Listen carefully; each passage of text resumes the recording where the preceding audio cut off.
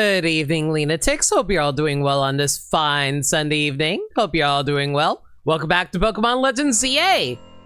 Last time, we hunted. Oh, hello. There's a new side mission waiting for you at Top Hotel Z. Head to the Hotel Z rooftop.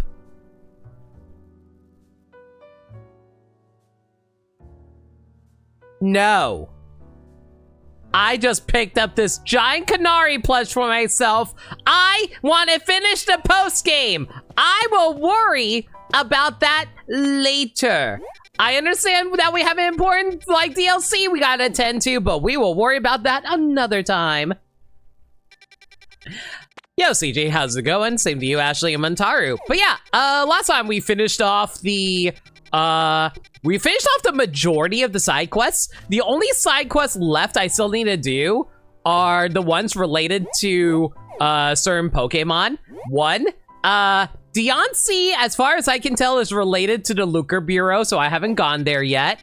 Mewtwo is currently located at, if I recall correctly, Lysander Cafe, from what I was told. Yeah, so Lysander Cafe should be where Mewtwo is, so I'll worry about that later. And like I said, this is the Mega Dimensions DLC. We will worry about that later. But for now, though, right now, my goal at the moment is trying to face off against the Furfrou League. Can I even do that right now? I'm a level 48 Furfrou. I don't know. I'll try my best, I guess. Oh, right. Brumsai also told me something earlier, but I will have to look through my boxes really quick to see if I can actually fulfill that, but I'll worry about that later. For now, though, where are my Furfrou?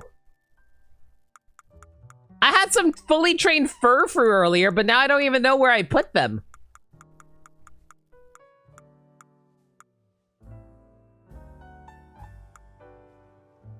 I think it was this box? Yeah, I think this was my... Yeah, these are my level 60 Furfrou, and we just need to get this thing up to level 60.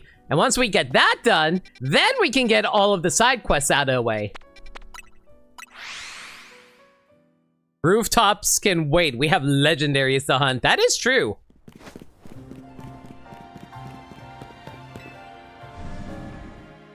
Okay, whoever added that as a quote, I'm incredibly upset.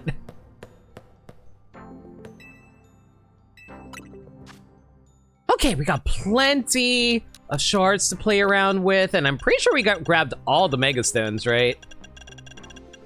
Oh, never mind. We still are missing 2 Mega Stones, but I don't care to grab them right now. Right now, we need EXP candies. Also, I just realized something. Why did they bother offering to sell you power anklets, yeah, why did they bother selling us the power EV raising items if you can just get all of them through side quests? I don't understand the point in that. Because, like, who actually bothers trying to, like... I can't really think of a moment where you would want to have multiples of them. I guess if you're trying to train multiple Pokemon, but aside from that, though, I can't really think of any other instance where you want to do that. Also, I just realized, do I have all the TMs? No, I don't have all the TMs. Okay, I'll worry about hunting all the TMs some other time. Because what if you want more? What's the point of having more?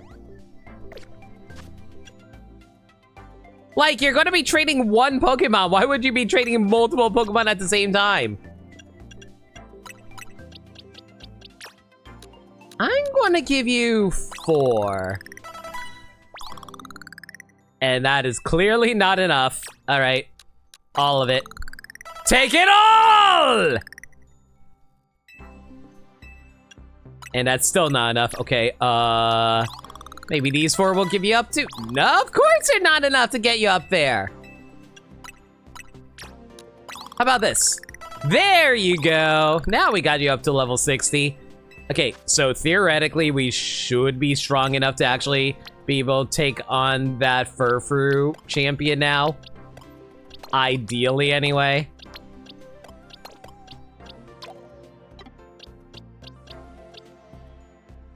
Let's also change out this move set now that I'm looking at this here. I feel like we're going to need a dig for this.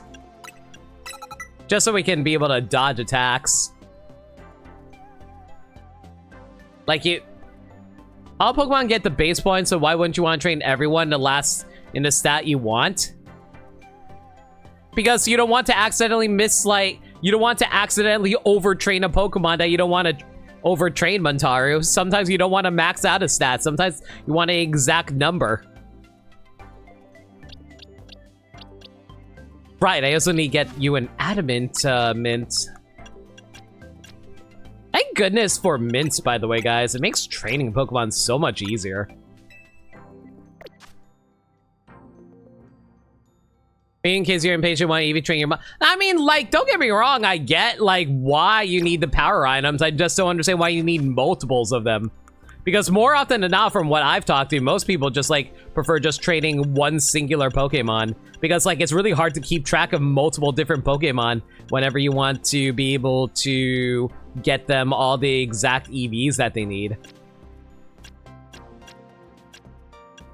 So I'll say it might be a good idea for this. Is there anything else that we can give you? Scope Lens? I don't think Scope Lens is going to help all that much, but maybe Quick Claw? Yeah, screw it, why not? We'll give you a Quick Claw.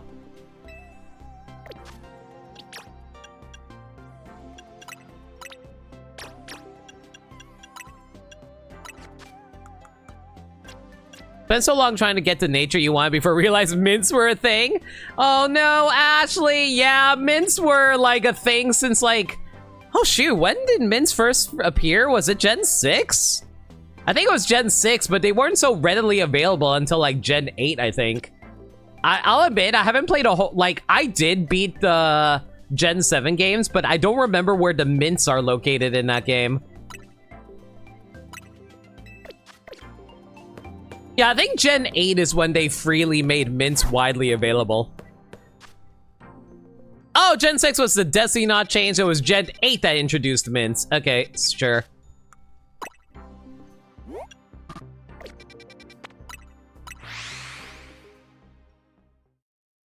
But yeah, they've been around for a while now, and I really appreciate the mints.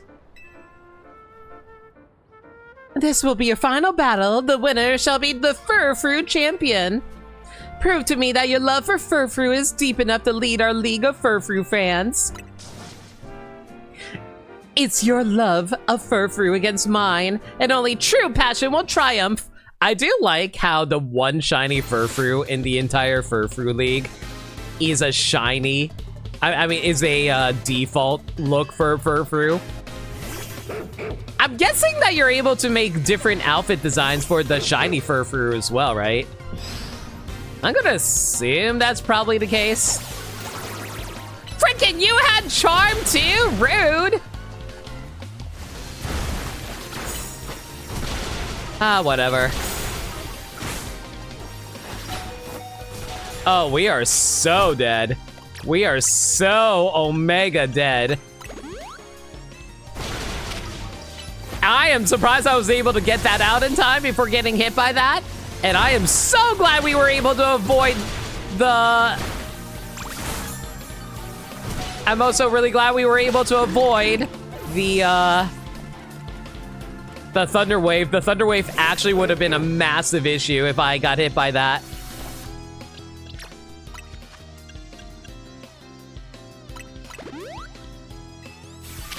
Okay, we gotta get rid of that workup by doing Charm. Oh yeah, go for it, Endure. I don't mind.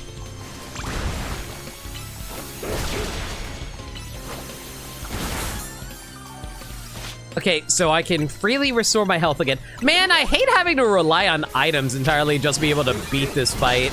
I mean, it doesn't help that I am only running 3 Furfrou versus her 6, but still. Yeah, that sounds like a star quote if I ever heard one. Double Charm!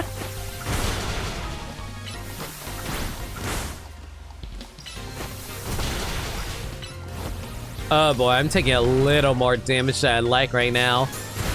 But thankfully, the Okay, you know, I say that. I was about to say the leftovers are doing its job, but it's really not right now.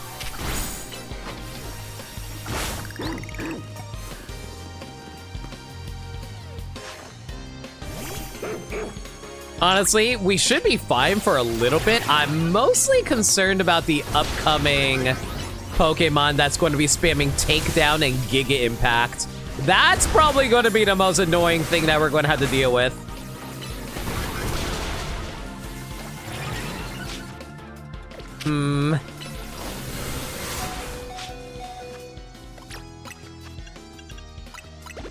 I gotta say, it's actually really interesting that they allow you to use items, but they use it on a cooldown. It's actually really different. Of course, you get a freaking Thunder Wave off before I was able to get off the dig. I hate this game. We back to frightening battles. That we are. Hey, Sagami, how's it going? All right, so are you going to use your double edge? Yep, there it is. One-shot me. Okay, we need to soften you up a little bit, so let's use that to get rid of your damn... And this is why I really hate fighting this thing. What a jerk!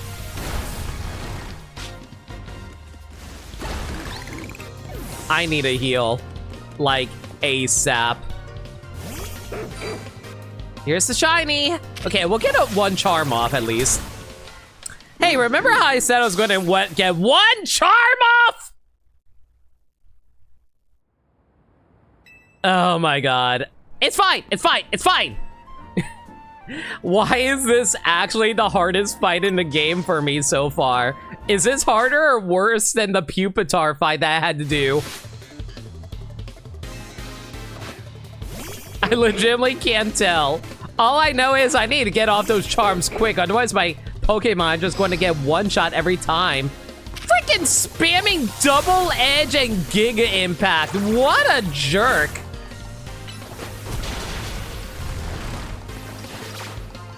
At least Thunder Wave isn't that much of an issue for me.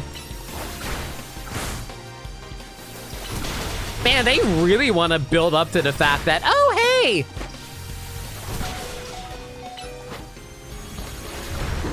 Are you kidding me? Why does Dig take so long to come out? I'm so mad.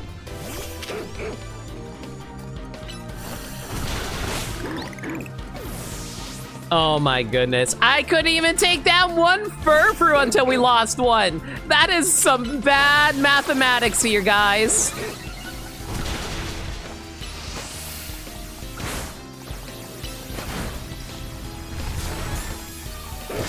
Okay, at least we can restore health right now. Quick use charm, there we go. Okay, now that its attack stat is lowered, we should be fine for... Oh my god. Can you use leftovers a little bit more often? You know, I thought leftovers was going to be good in this game, but man, it takes forever to actually build up some, like, leftovers to heal yourself.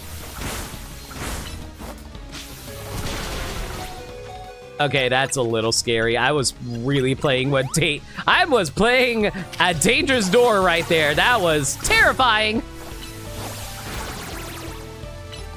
All right, let's try to keep its attack stat lowered.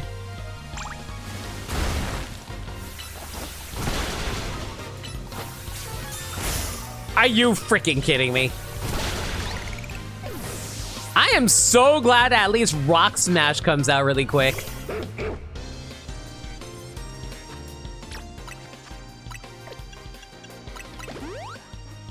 I'm gonna burn through all my items at this rate, by the way. Snarl is considered a special attacking move, right? I'm pretty sure it is. So maybe I should even focus on using Charm on the third one.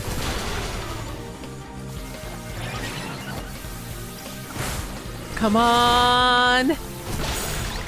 Okay, there we go. Okay, we need to use Charm ASAP so we can, like, look. Actually, is it a special attacker for the fourth one? It knows Work Up, so I'm going to assume yes. Double Edge? Yep, here it comes.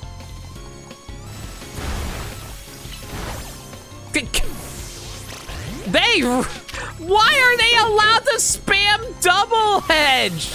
That's so dumb. I don't understand why they're allowed to spam double edge like that. It's so stupid. At least it killed itself by doing that. Wow. Okay. Maybe I should start spamming double edge. Fine. You want to play like that, lady? Fine. Two can play at this game. I have double edge too, I think. Guys, do I have double edge? Or Giga Impact? Okay, we have double edge. Do we have Giga Impact? We do.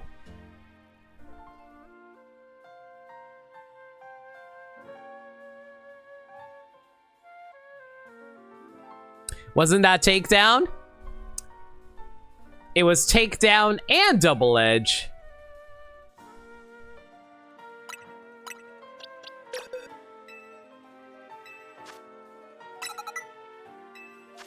I'll make you have Giga Impact.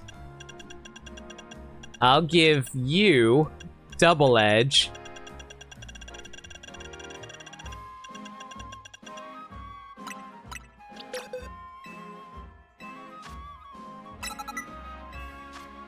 And I will also give you...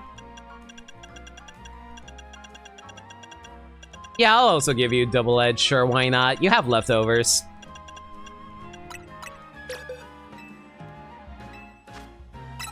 You know, for the longest time, I never understood what double edge meant.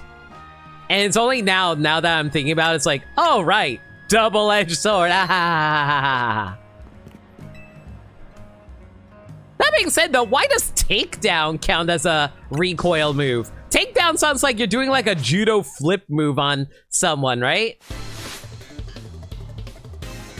Why do you take recoil damage from double edge?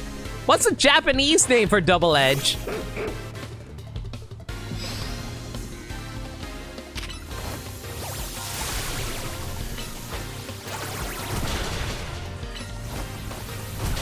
Ow.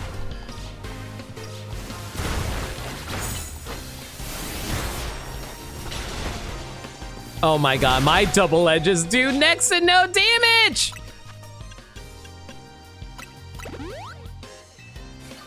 It's like risking tackle, apparently.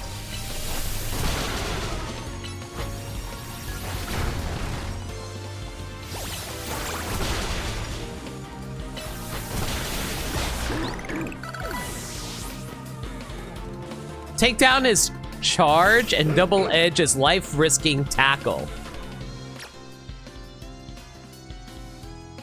I guess charge kind of makes sense in that regard then. No workup for you.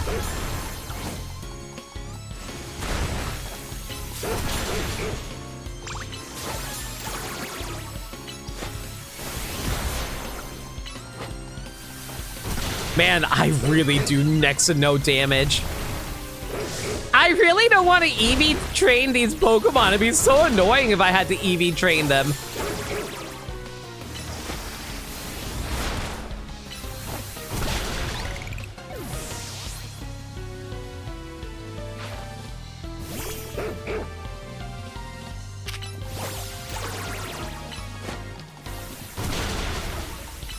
I'm really glad that status moves are able to go. Dang it! And this is what happens when you spam double edge.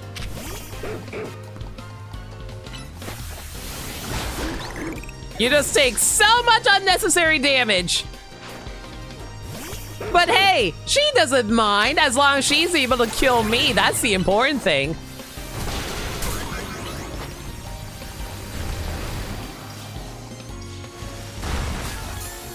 Come on, get those heals up. I don't need you to be paralyzed right now, please. You're full of heart! Double edge him!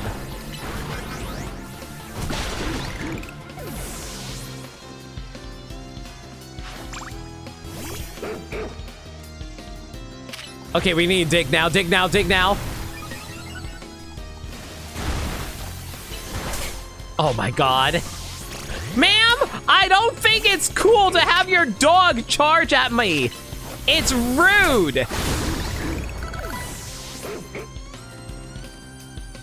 And none too appreciated. Okay, you know what? We're gonna cheat.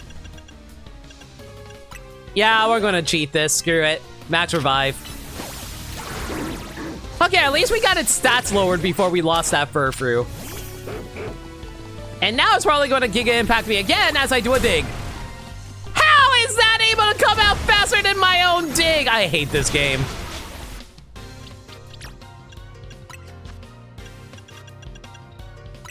And this is why we keep the max arrives around. You didn't think I was going to be involved for this fighting a freaking Furfrou now, did you? I certainly didn't. Oh my goodness. Okay, there we go. We're finally the greatest Furfrou champion of all time. No one can challenge us. Now I need to go find a shiny Furfrou and rub it in her face. Your favorite Japanese name, Throat Chop, is Hell Thrust? Oh my god. You know, don't get me wrong, Hell Thrust sounds amazing, but I feel like Throat Chop sounds way more badass. And also kind of a little more visceral if you think about it, because geez, a Hell Thrust just sounds like a open palm thrust. Well, freaking Throat Chop? Jeez, you can wreck a windpipe off of that. How's I hate Frozen?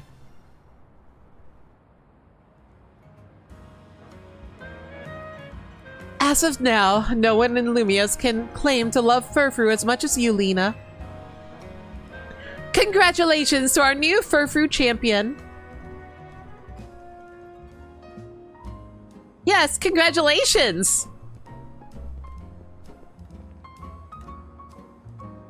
Are you thinking what I'm thinking, Sonae? It feels like things are finally back to how they were, doesn't it? Indeed. I remember when the disaster 5 years ago forced Lumiose's Furfrou trimming salon, Frisier Furfrou, to close up shop. It broke the heart of every Furfrou fan in Lumiose. We feared we would never again be able to try out new trims for our beloved Furfrou. Ma'am, I feel like the entire city getting blown up is a little more important than a haircut for your dog. But then, a savior came to our city. That's you! Merte and her scyther were struggling to learn how to properly trim Furfrou. Not only did you insist them, but now, you also stand at the top of the Furfrou League.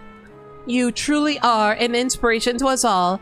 Perhaps your achievements will even prompt the creation of new leagues to celebrate other Pokemon species. And that's how we know this is actually a prequel to Pokemon Let's Go Eevee and Pikachu.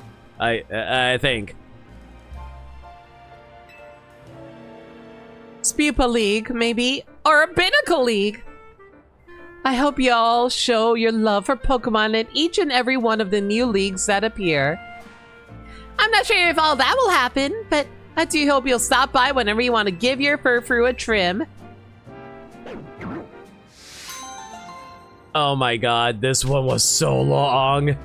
Yeah, you damn well better give me a freaking gold bottle cap. I needed that.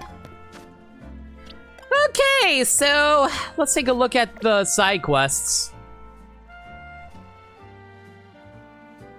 1, 2, 3, 4, 5, 6, 7, 8, 9, 10, 11, 12, 13, 14, 15, 16, 17, 18, 19, 20, 21, 22, 23, 24, 25, 26, 27, 28, 29, 30, 31, 32, 3, 4, 5, 6, 7, 8, 9, 10, 40. I just want to make sure I didn't skip anything. Theoretically, I shouldn't have skipped anything, but I just want to make sure.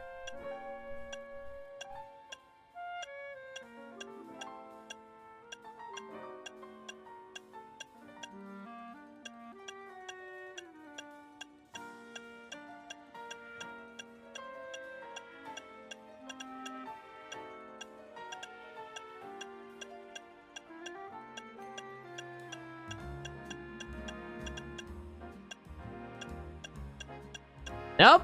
That looks like it's everything. All right. I guess the only thing that's left to do before facing off against the legendary Pokemon.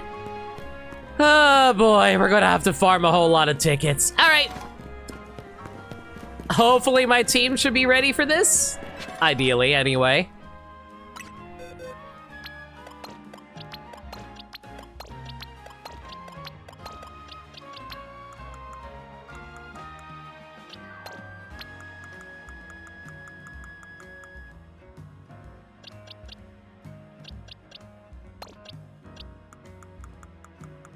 Just go ahead and put my Furfrou back into their slots, and then we should be good to go.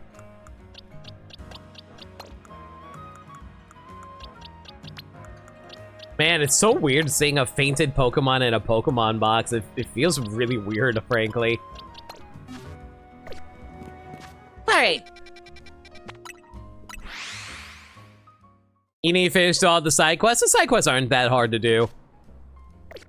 Like, some of them require a little bit of forward thinking, but aside from that, though, you can mostly cheese them.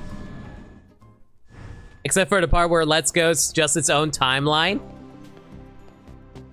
I understand what the council has made a decision about timelines, but given it's a stupid-ass decision, I've elected to ignore it.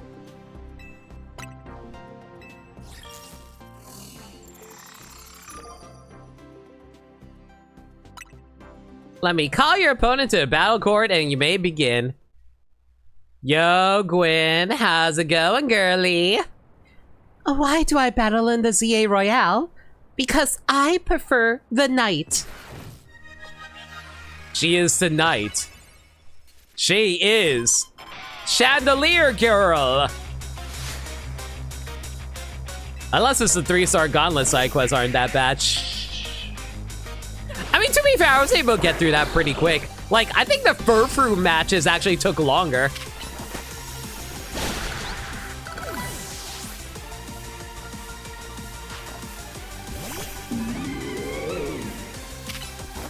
Just really lazy, and the DLC has about 30 more side quests on top of the regular side quests. I'll worry about the DLC later. That being said, though, I am trying to avoid as many details as I can about it, because it would be really... I'm mostly kind of curious, like, obviously don't answer this. This is me just speculating. I am curious, like, how difficult they are going to be, considering how a lot of the Mega Evolution Pokemon are going to be, like, well, I assume that they're going to be Mega Evolved anyway. Chandelure, Mega Evolve, and burn it all. Like, they're all going to be level 100 plus.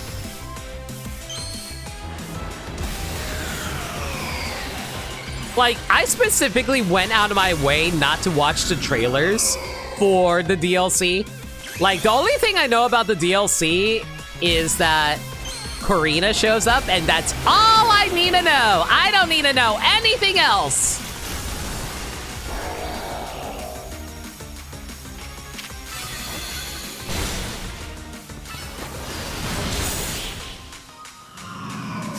Man, we're like a good few levels higher than the trainers now. Kind of appreciate that. Seriously? Honestly, I'm gonna need as many levels as I can because I imagine the legendary Pokemon are going to be a pains in the asses to actually beat. Okay, 6 reward matches, I think. Chat, you can, like, don't tell me what the reward is, but can you tell me how many matches I need to do to get to the final reward? Don't say what it is, just like, how many? Come back and try your hand at another reward match when you get another challenger's ticket. And unfortunately, there's nothing for us to do except, well, rest at Pokemon Center. I'm seeing 2 completely different numbers in chat. I'm gonna assume 20 because I'm pretty sure that's what I was told last time.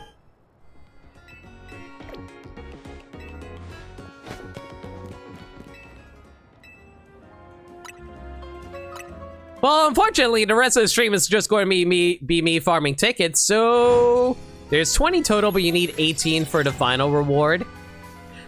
I'm going to say 20. I'm just going to say 20 since it's just like 2 extra matches. 2 extra matches aren't going to kill me, theoretically. But yeah, like, since we're just going to be farming tickets, I guess we can talk about whatever, aside from spoilers. How you guys enjoy your 2020? I really enjoyed it! Hi, Pidgeot. Land super effective moves of bug-type Pokemon. Yay! I forget, does Calder know ice-type moves? Yes, he does. Cool.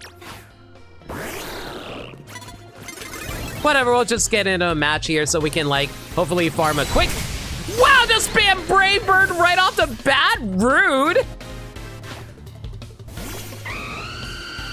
You know, considering how you were running a Pidgeot, I probably should have realized you were going to run a Talonflame too. 2020? I meant to say 2025. Thank you, CJ.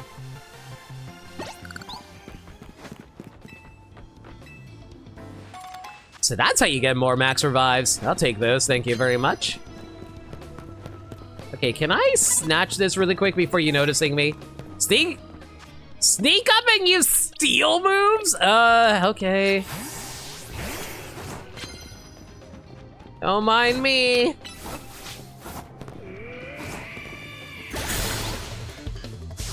Oh, what's that, Aurori? I don't see any issues around here. Oh, Rory, well, I can't believe you would lose to a little mole like that. You're supposed to be an ancient Pokemon. Shouldn't you be strong enough to... Oh, okay, fine. Oh my god, even a Hyper Beam from an Aerodactyl doesn't hurt anymore. Then again, Aerodactyl is supposed to be a physical attacker, isn't it? I'm pretty sure Aerodactyl is supposed to be a physical attacker. What you got for me, buddy? Immediately knock your aware opponents on your first move. Okay. Can I do this without, like, being noticed? Okay, theoretically a drill run from a Mega Extra Drill should be able to one-shot that, right? Yes, it does!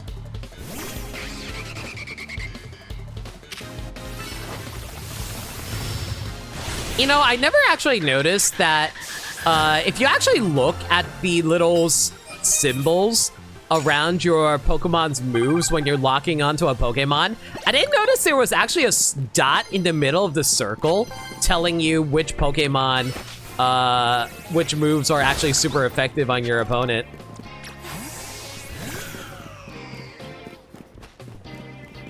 This year has been really stressful for you, finally understanding yourself coming out appearance as well. Oh, I'm really happy for you, and I hope it went well.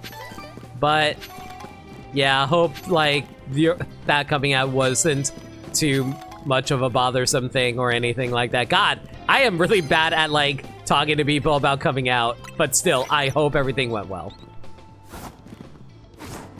Okay, sneak up and use Steel-type moves. Don't notice me, sir!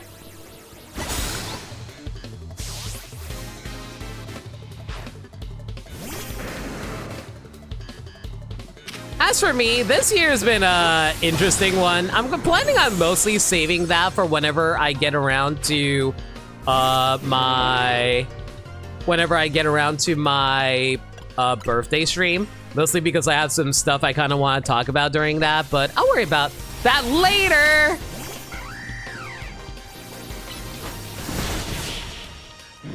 Sort of went well, but it took a long time for your mom to finally understand. I get that. Hey, at the end, like, the important thing is always to remember how everything ends well. Like, once like the journey's over, you can finally just reap the rewards. That's how I like to look at it anyway. There is no way! I was behind the bush! What the heck do you mean you freaking noticed me, woman?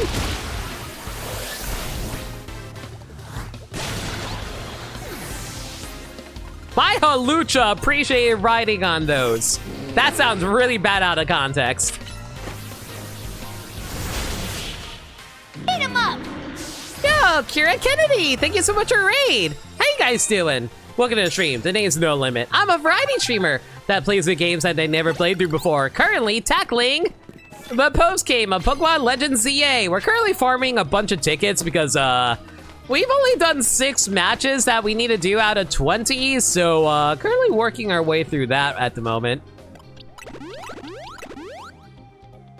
You're also working through the Legends DLC? Then nice. So like, as for me, I'm almost done with the post game. The only thing I have left to do is this side quest over here, which I believe I was told was related to Deontay. Don't tell me if it is or not. Mewtwo apparently is located inside the Lysander Cafe, and this side quest is related to the Mega Dimension DLC, so we're not going to be tackling that. But we also need to pick up the we also need to grab the what's it called? Xerneas and Yveltal, which I assume is going to be a really annoying fight, so we'll worry about that as it comes. But yeah, if you gotta take care of any post-stream stuff like get food or water, do what you gotta do, hi! I didn't realize I was a new trainer! You don't notice me! Thank goodness that she cannot see long. Hey, remember how I said it's a good thing she can't see long distances? Ah, heck. Wow, I'm surprised close combat took that long to do. Maybe I'm better off just like spamming like... Maybe I'm just better off like spamming Pokemon attacks that just come out fast. I'm sorry, what? Calder, how the heck did you miss? They were like 2 feet in front of you. I have never seen a Pokemon miss that hard before. Jeez. Calder, I love you, man. You're a great Pokemon. You need to get some glasses for yourself, my man.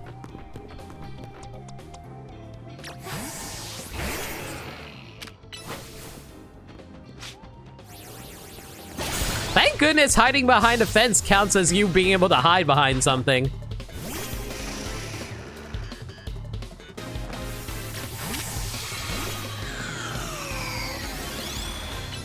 Oh no, they can see the future. You know, it'd be really funny if Alakazam's future sight was able to hit me outside of a battle. It'd be really annoying if they could, but it'd be funny. I know certain moves that are capable of doing that anyway. Okay, sneak up on my opponent. What we got there?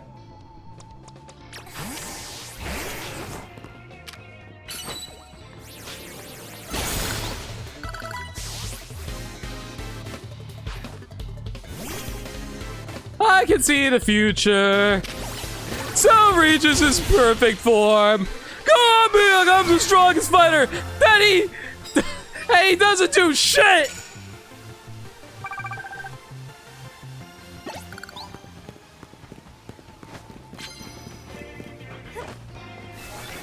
Knockout opponents using water-type moves. Alright. Hopefully we can find some fire. Speak of the devil dog.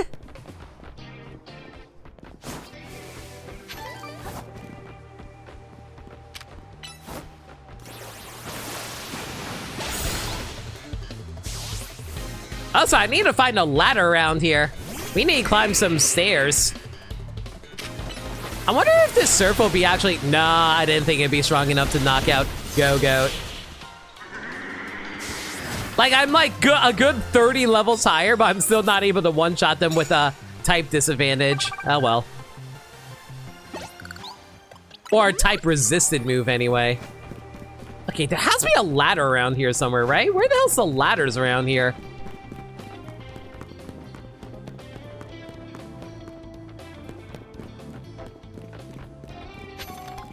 Oh god, we have to navigate all through this?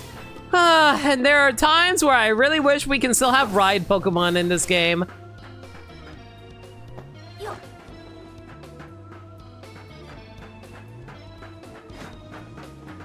You know, I'm starting to wonder if I probably should have been, like, hunting for the screws, like, in a different stream rather than yesterday. What if I just, like, grabbed all of the tickets while I was...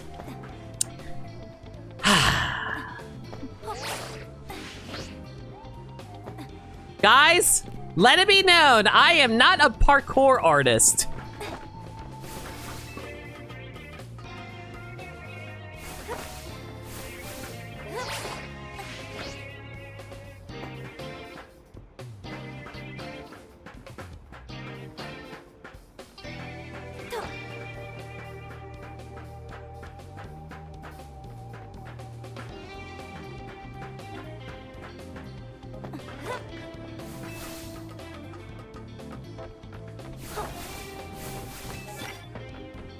Knock out first without being... Man, we're getting a lot of sneak missions. I'll take those, actually.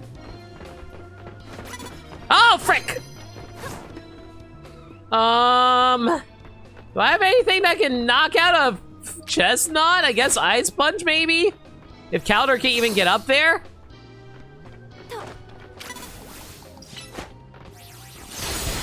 How the heck did she not notice me?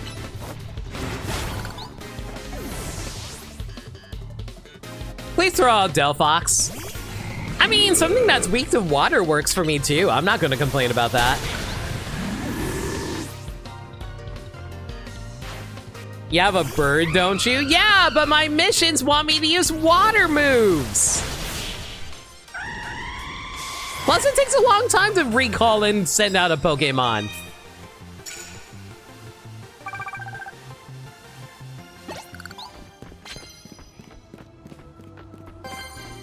Where the heck did that Blastoise come from?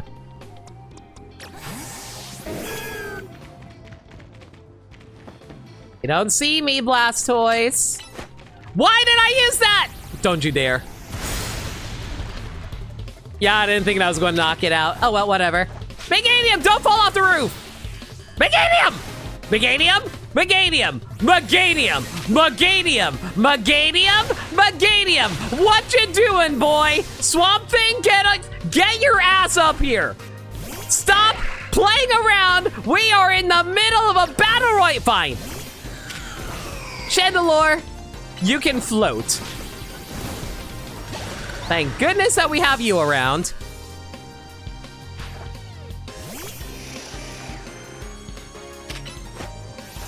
Coming to Shadow Ball. At least he didn't spawn just behind you. I know from experience that can happen. That's really funny to think about, but yeah. Okay.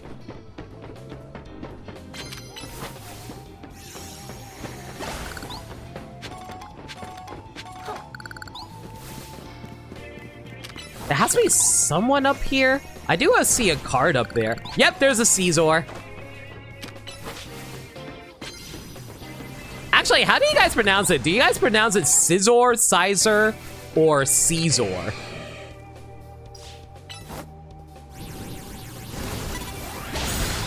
I am surprised he did not notice me.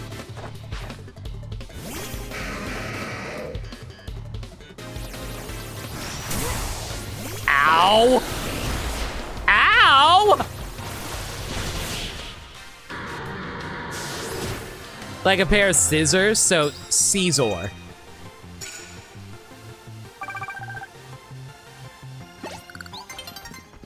Dodge a man, we have to move faster. Knock out opponent unawares. Cool. What you got over there? Clefable? I forget, is Clefable pure fury? Wait, what? What? What? What? What? What? I got so confused, I could not find the Clefable anywhere. I was like, wait, weren't you on the same rooftop? Dude, like, the three-dimensional space actually confused me so freaking hard, guys. I legitimately had no idea where I was for a moment there.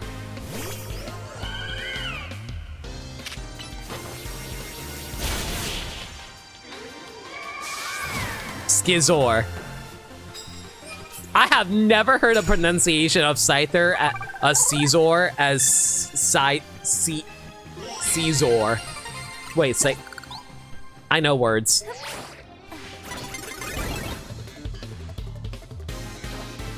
Well, I wasn't trying to get into this match, but if you really insist on fighting.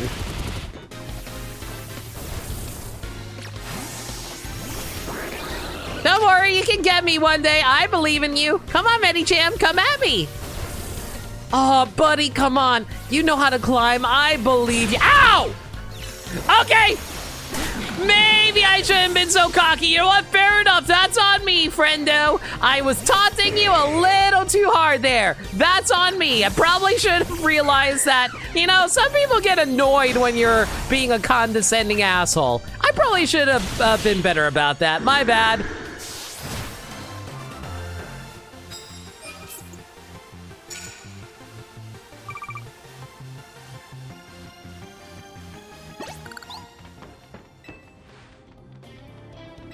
I just wanted to grab some medals. Y'all didn't have to do this to me. It's rude. I'm just a small girl from a small town.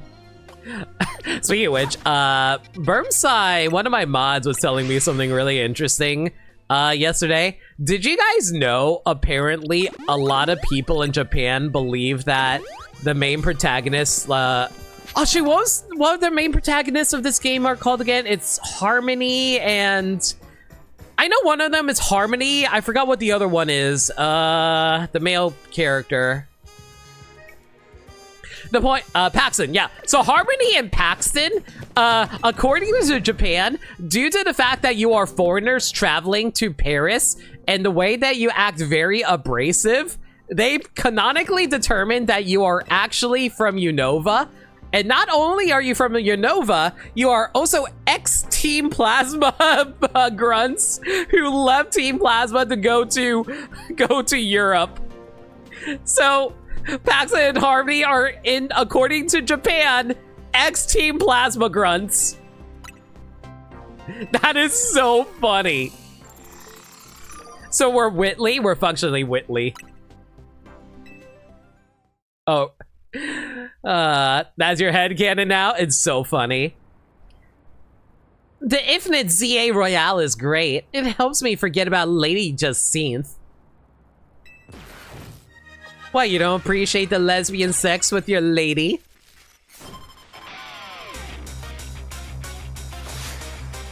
You're challenged by Laban of SBC.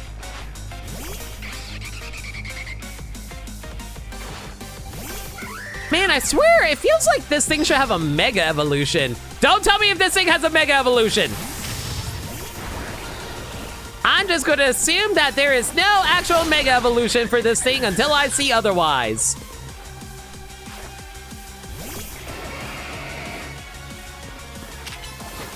Man, can I just say it's really funny that the freaking maid in this universe is a freaking dragon type user. That's so funny to me.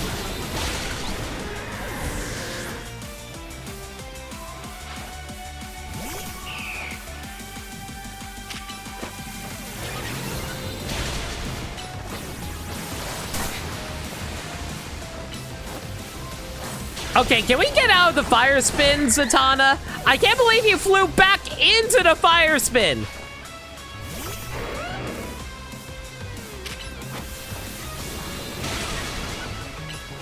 Wait, you're a ground type. Why use Thunderbolt?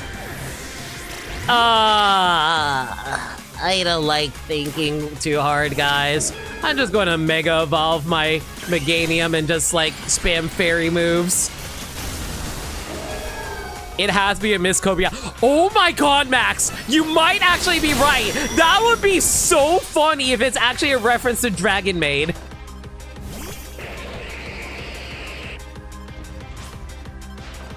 Time for our secret weapon, Mega Evolve, so we can drag this kid, Dragalge.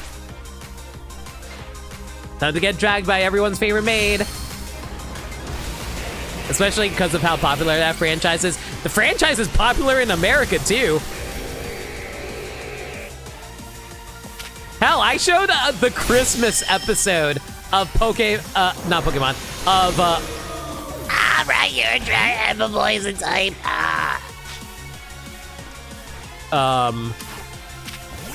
So, as I was saying, though, like, I did actually show the, Christmas episode of Dragon Maid last year during my Christmas marathon. Which, by the way, friendly reminder for chat. For people who don't know, I do Christmas movie nights every single year on Christmas night. So on December 25th at night, I'm going to be doing a movie marathon. Well, movie and special marathon from 6 p.m. Eastern Standard Time to midnight. So if you guys want to check that out, consider like dropping by the Discord where we host it.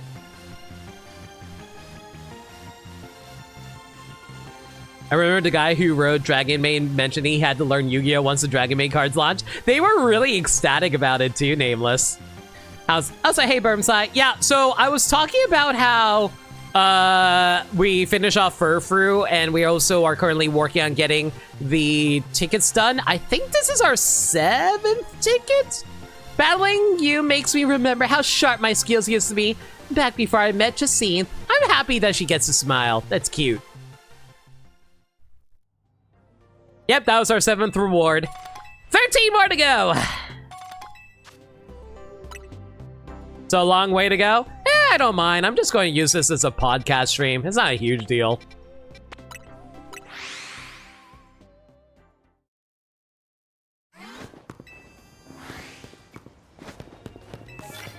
Sneak up opponent. Man, we're getting a lot of sneaking cards. There is what? Ma'am, you have the eyesight of Superman. You saw through walls.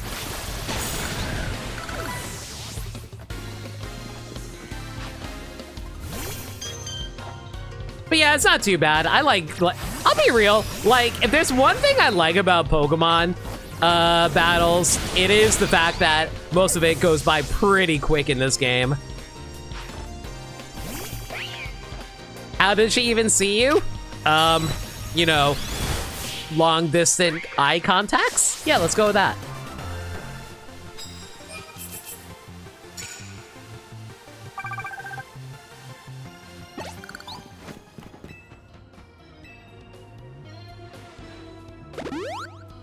Let's head to the roofs. The roofs usually have a lot of people up there.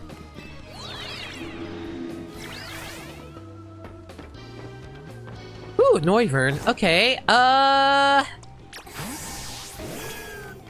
hopefully I can sneak up here behind... Yes, good job, Bayleaf. I'm not Bayleaf, Meganium. I'm so proud of you. Go! Swamp Thing! Devour its soul! I just realized it's Nurse Joy. How you doing, girly? Man, I know it's not actually Nurse Joy, but she is very cute like one. Through sheer pure aura. I mean, aura is canon to the Pokemon universe. You're not wrong about that. Are you a fairy type? I think you're a fairy type, so I'm going to just, like, do this. I always forget whether or not Audino is still a normal type or not. I know there are some Pokemon that are still considered normal types. I just forget which ones are.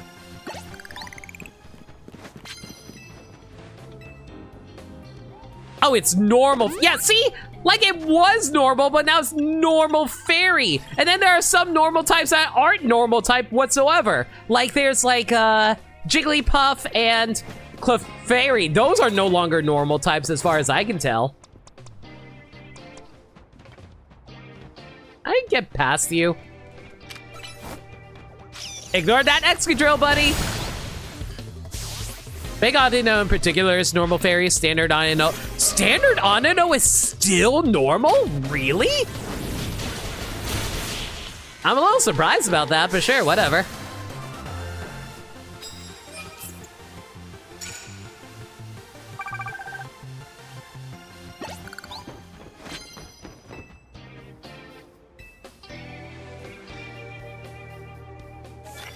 Sneak up. Oh my god, we're getting so many of these. Knock out opponents with flying type moves. Can I use the bench as a hiding spot? Nope. It's all good.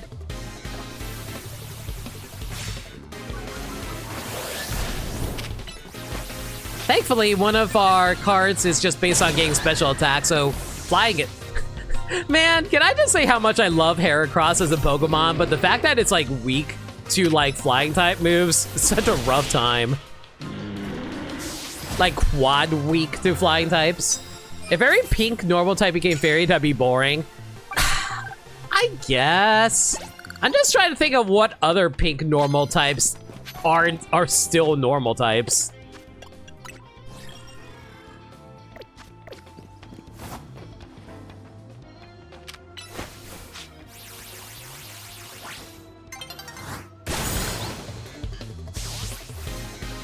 Guys, I see a sun rising out in the distance. Should I be concerned about that?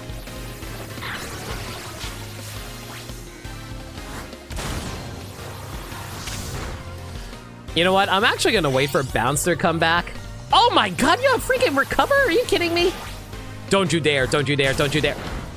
I am so, you know what, screw you, fine. Yeah, I was trying to use flying type moves, but no, fine, you insist on me using Stone Edge. I try to be cool. I try to be the cool one in this, but no, you insisted on me having to knock out your Pokemon. Fine.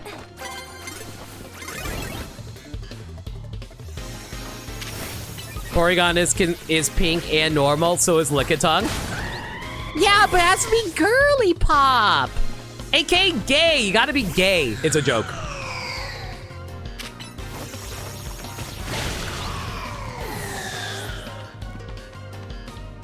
How far we're in DLC? We are nowhere near in the DLC, Dusk. I don't think we're even touching the DLC tonight, frankly.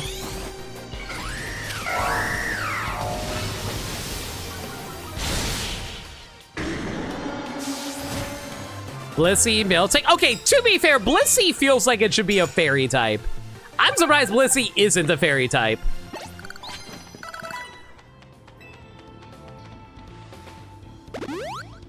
I have never noticed the walk animation for Mega Halucha before. That's really funny. So Skitty's not in the club. Skitty is not gay enough. She's too, like, how do I put it? She's too Valley Girl-esque? Yeah, she kind of feels like that to me. When the heck did we get 1,000,000 Poké Dollars? We're rich.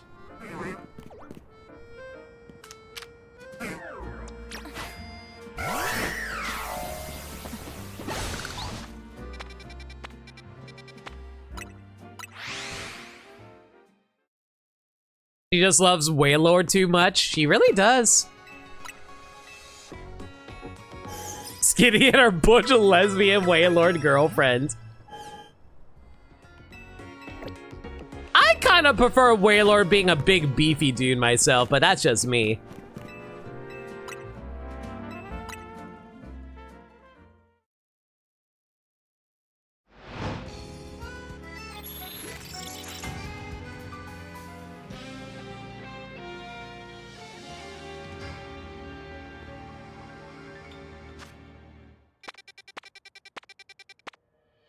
You know what? Let's go to rooftops. I haven't been here in a while.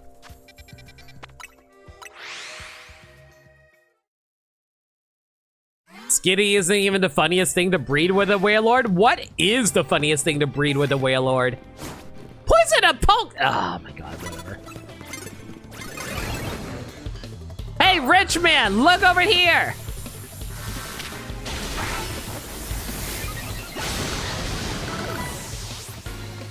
How dare you call down a bolt of lightning from above? Who do you think you are, Zeus?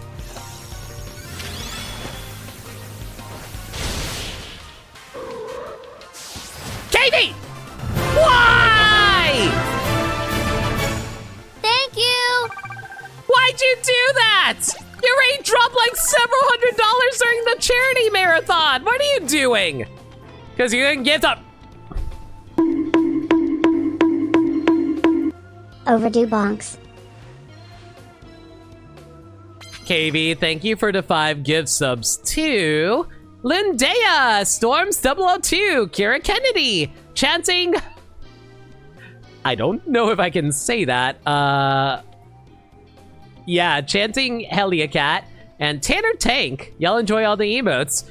And Lindea, thank you for the box. Cause it's funny? It's not funny. It's rude, and no one asked for this. Whoever told you that it was okay to bard people with... More. All right, listen. I get it. Sometimes you think, oh man, it'd be really... God damn it, I'm out of Mega Evolution. You think, oh man, it'd be funny to see Limit react and act all flustered. Well, you're wrong. Nothing is funny about a flustered Limit. We in bonking limit hours? No, we're not in Limit bonking hours. Sagami, thank you for the 34 bits. And Dirt Dog with the random 5 gifts up on them to Chris Collects. Pinball Princess, Phantom Storm Silver, Alan Gennaro, and Duskbringer. Everyone, like, legitimately, thank you so much for the... God damn it, why are my friends such nice people? Find people like my friends because they're way too kind, and I do not appreciate it. No one asked for this! Lindea said Mort.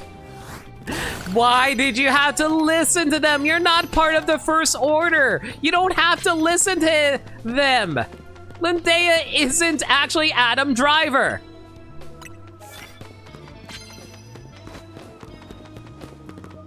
I got opponents with Mega Evolved Pokemon. Sure.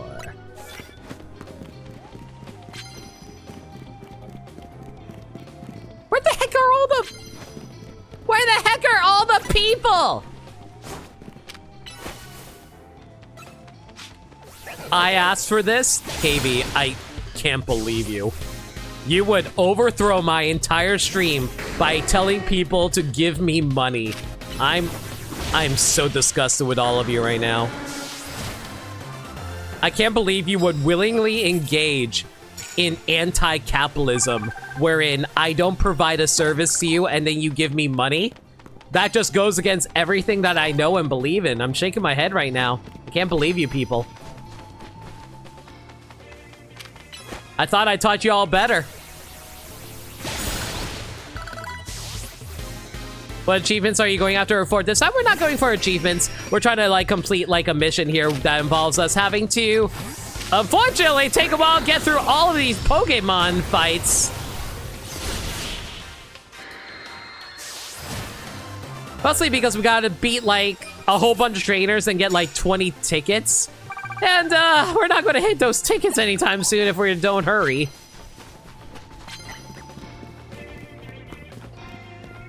Then again, I don't exactly plan on starting the... I'm not really planning on starting the DLC tonight, mostly because I kind of want to use this as a last stream to finish off the post-game. And I'm not entirely sure how many... I'm not entirely sure how long it's going to take for us to get through all of it, but hey.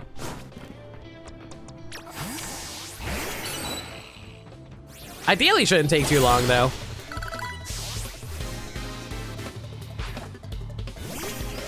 Like, okay, so, like, if I were to take off my silly joke hat right now, everyone, legitimately, from the bottom of my heart, thank you all so much for the support. Like, I make dumb jokes, but I really, really do appreciate y'all guys' kindness and support. I say this with all my heart. If you guys did not help support me as much as you do, I legitimately would not be able to stream as much as I'm able to right now, and I appreciate that so much. Everyone, thank you so much for your kindness. Now watch as I sneak up on this woman and steal her ice cream. Steal the ice cream, baby!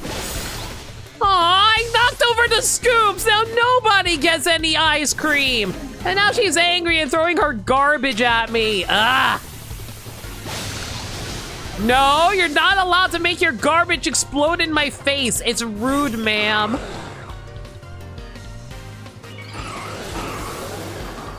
Okay, listen. I know you have a cold headache right now, but it's fine. I can cure it by punching you in the face. Easy peasy.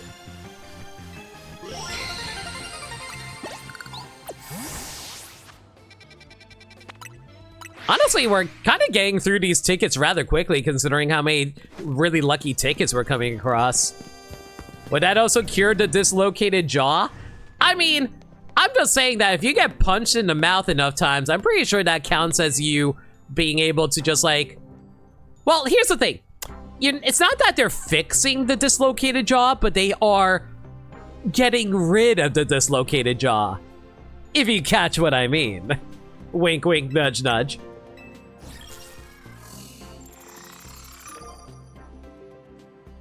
I like how our opponent is Naveen, and our trading card has Naveen glaring at us. Thank y'all for the level 2 hype train, everybody. Everyone, please enjoy your hype train emotes and the subs that y'all got.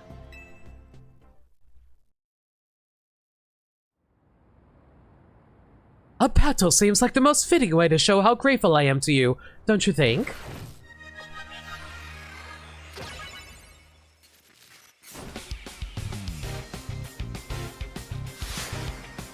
I don't know why, but I really love Naveen's hair. It might be like the one dreadlock that's like hanging over his face. I don't know. I think it's really nice.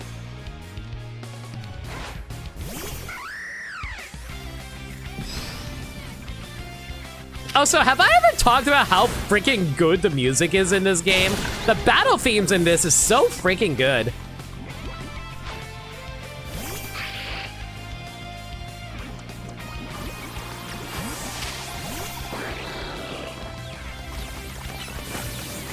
You know, it's a little surprising to me how, like, they have paralysis and sleep in this game, but for some reason, sleep doesn't actually immobilize you. The only move that can actually directly immobilize you is freezing.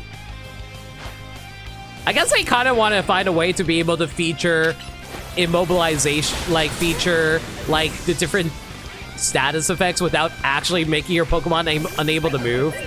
Maybe their logic is that they didn't want to feature like multiple status ailments that make you unable to move while also being common enough to happen, like with sleep. Alright, Scrafty, let's wield your Mega Evolved power to the maximum. Naveen, why doesn't he have a full team? Because he's got to figure out a team that matches his style, guys. He's got to dress him up in a really nice outfit. Also, what? You know, I will say this. I didn't think about this before, but have you thought about how Mega Scrafty is wearing, like, his leftover skin as a jacket?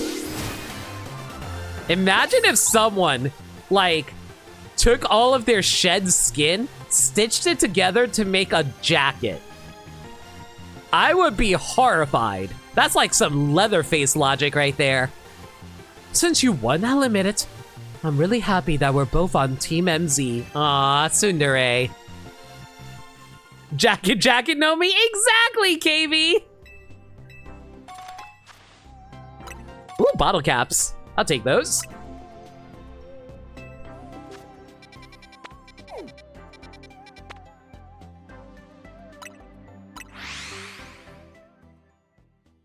I mean, humans don't shed skin that way, so you can't really sew it. I get that. I'm just saying it's still disgusting.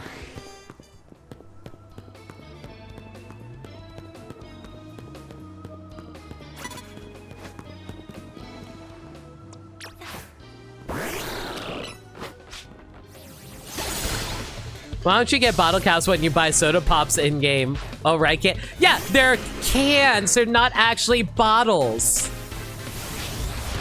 At least that's my headcanon. I never thought about it until now.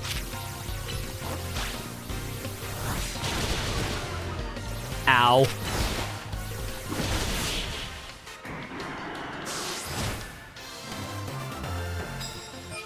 Man, one of these days I really want to actually show K-pop Demon Hunters to my Discord server. The problem is it's a Netflix exclusive, and I'm not really down to give money to Netflix, if you know what I mean.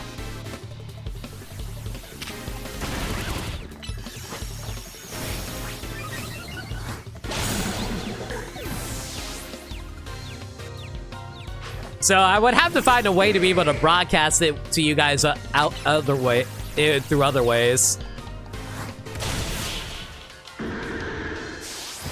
We'll see if Z will be your final game, as you're not too keen on getting a Switch 2. I think the Switch 2 is fine. It's mostly just an upgraded Switch, but I'm okay with that. I was kind of my Switch was kind of like dying as it was. Like, it was actually starting to malfunction. So the fact that we were able to get a Switch 2 and be able to get a fresh new machine, I am A-okay with that, personally speaking.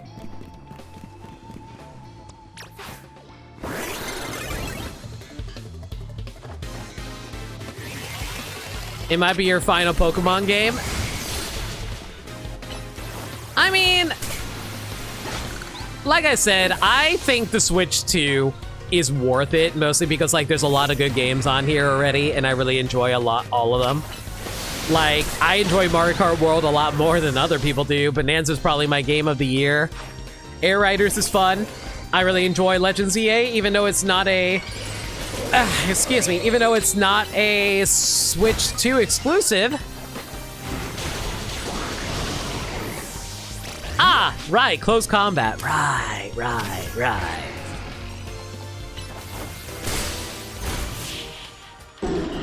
I mean, I would only get to play Pokemon with, and your Switch works just fine. I'm glad it's not as that you only got a Switch 1. I'm just saying that, like, I'll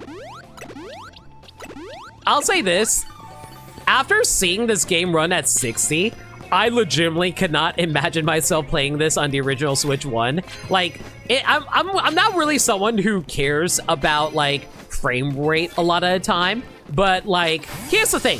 When it comes to seeing something in a certain frame rate, once you see it in action at a higher frame rate, I can't really go back to it. You know what I mean?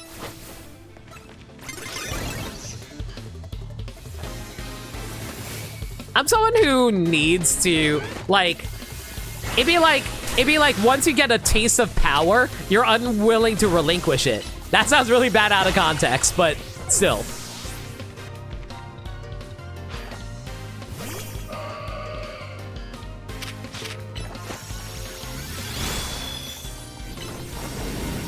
It's about the same as Legends Arceus. Yeah, I know. Like I said, it's like once you get a taste for how it could look, you're just like, nah, I can't go back. It'd be like, it's also like if I were to play Scarlet and Violet, I would frickin' despise playing original Scarlet and Violet if I did not have access to the 60 FPS. Plus the fact that you get access to more Pokemon is also really nice too.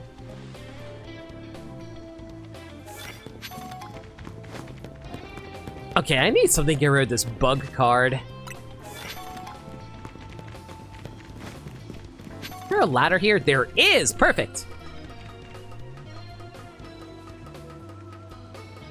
Oh, I need something that's weak to grass moves. That'd be great right about now.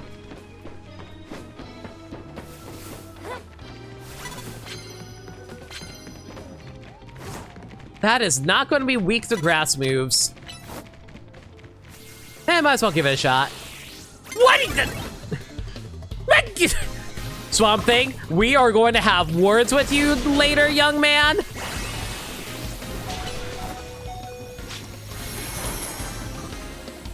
Okay. Okay. Sir, you need to chill out with the poison moves. It's none too appreciated.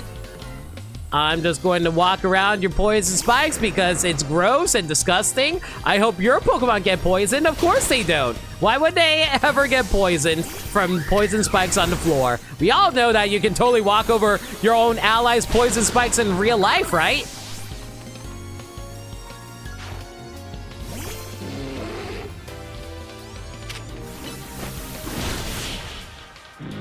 He just Giga Drained the friends. I'm so mad. It's like, you know, like, you remember the battle against, like, that Bellsprout that Ash did back in, like, the first generation? Where he was fighting a Bellsprout and he sent out Pikachu to attack and then Pikachu's electric attacks went into the ground. That's like Bayleaf just absorbing it through the grass instead because it absorbed the energy from there or something. Tis silly. Tis silly.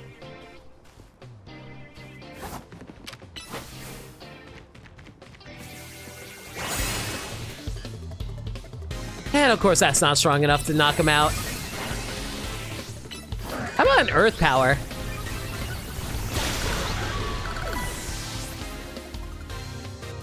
By giving a Switch 2, can you transport save file to a other console? Yes, 1,000,000,000% yes.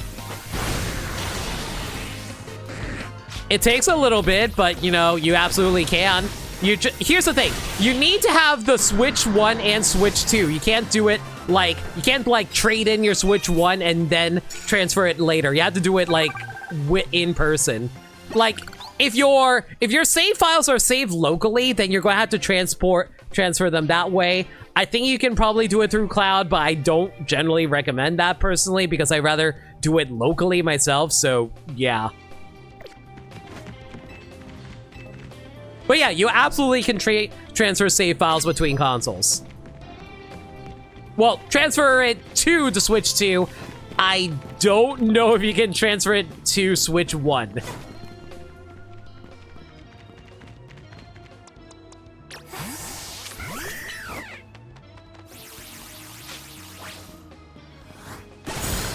Because more often than not, they're kind of just going to assume that you're going to play on the Switch 2. Which is what I would assume as well, frankly.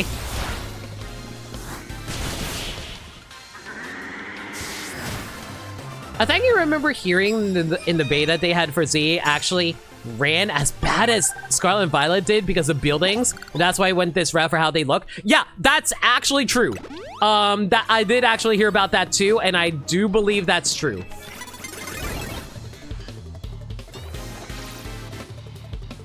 Ma'am? I have to run all the way over to you. Come on! That's not cool! I don't appreciate that, thank you very much.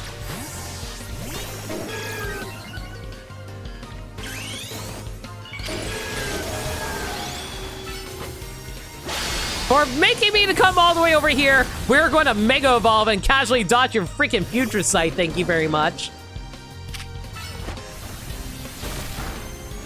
Man, it's so weird that you can use ground type moves on Electros. That keeps on throwing me off.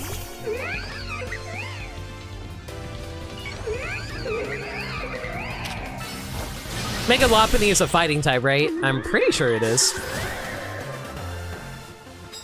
Yeah, but basically, like, what happened was that the Pokemon Game Freak realized that a lot of their buildings, even though it was well textured and had a lot of good models behind it, it unfortunately also resulted in a lot of frame drops. So, what? Where the hell did you spot? Oh my god. Fine, I'll run to you. Hang on. I'm making me have to take the stupid freaking stairs in order to battle a freaking trainer.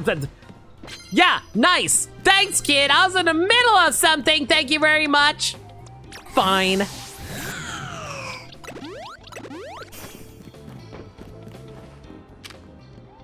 I hope you appreciate this heat wave in the middle of December.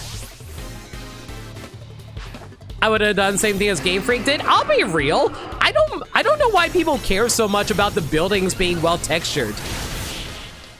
I mean, not textured, like having dimensional depth to them. Like, I get it. Don't get, like, I mean, I get it in terms of visual, like, aesthetics. But I've never really been someone who cares that much about visual aesthetics as long as it, like, looks good enough. And for me, Pokemon games usually look good enough. The only times it doesn't is with, like, Scarlet and Violet for me.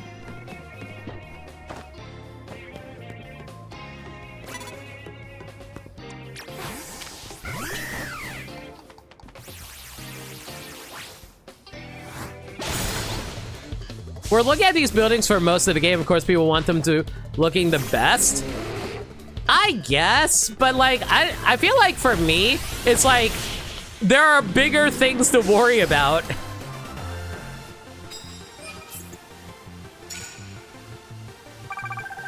It's like, you know how everyone got freaked out about that one, like the tree in like the wild area, the trees in the wild area of the original Scarlet and not Scarlet, but Sword and Shield. I didn't have an issue with those trees in that game. Don't get me wrong, I agree. Those were some PS1 ass trees. I am not gonna deny that.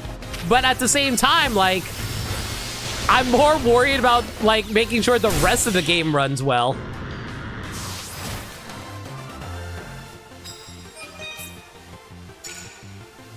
Or how I really didn't like the change, or at least the swap away from cell-shaded, like, character models when they swapped over to Scarlet and Violet. That actually really pissed me off a lot. I'll say it. I really miss the cell shading from the original, from like Gen 8 and Gen 9. I mean, Gen 8 and Legends Arceus. Those look so freaking good. And don't get me wrong, now that I've gotten used to it, I actually don't mind it as much, and I think the characters actually look really good in ZA. I think the character design in ZA actually looks really freaking good, and they were able to find a good middle ground, but they honestly did not look that good in Scarlet and Violet. So I'm really glad they were able to improve out on it in that frontier.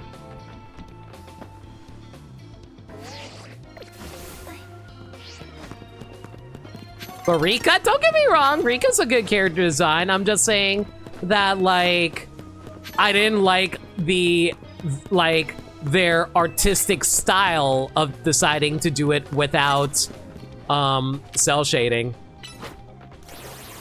Big Sam, you like those? Legends CA feels like a good compromise after Scarlet and Violet. Yeah, exactly, I agree.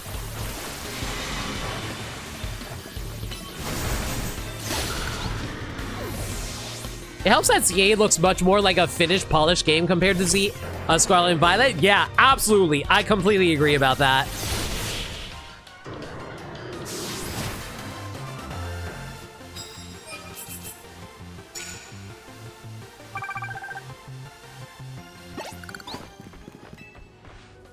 Friendly reminder that Scarlet and Violet Legends Arceus came out in the same year. Yeah, and they were made by 2 different teams.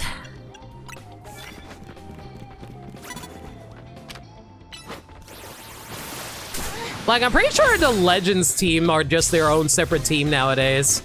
Allowed to do, like, more experimental stuff with Pokemon.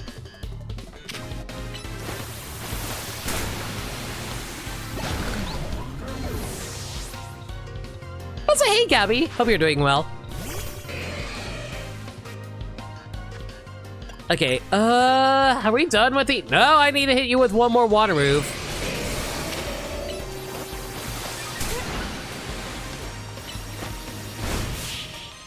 If you recall correctly, the credits show a lot of staff moved from Legends Arceus to Scarlet. Wait, they moved to Scarlet and Violet? Really? I'm actually kind of surprised about that one.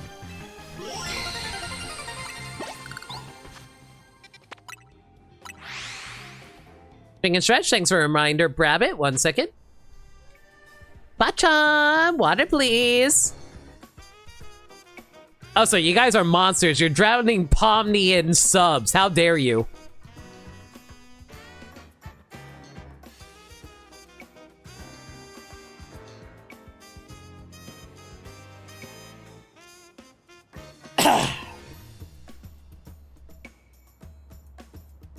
You know, it's actually interesting because, like, she's fine. Her face hasn't turned blue yet. True.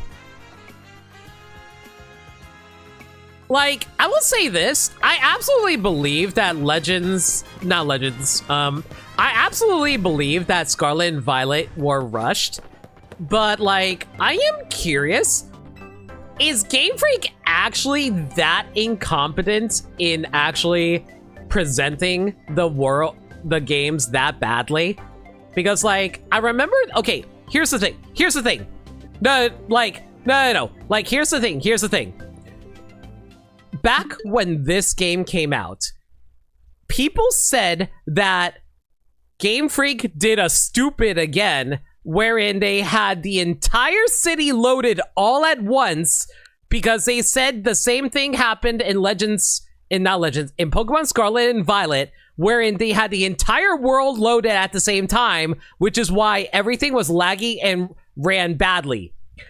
Because people found the entire map of Lumio City as a model in Legends ZA. However, people did some digging and realized the model was actually used for a display in the museum in Legends ZA. So what I'm wondering is, was there misinformation being spread around about Scarlet and Violet's world being fully loaded in at all times? Because I feel like there's a lot of misinformation getting thrown around in regards to the development of Pokemon, and I don't like spreading misinformation. So that's why I'm wondering if the things that we found out about Scarlet and Violet were actually true, or was that just hearsay?